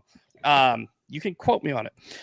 But to go over the list one more time, Operation Midnight Hammer. Operation Midnight Hammer was an operation that I think only Donald Trump could have done. Every president's talked about it. Trump's the only one that did it. Iran does not have nuclear capabilities. They probably won't for a very long time. Hopefully never.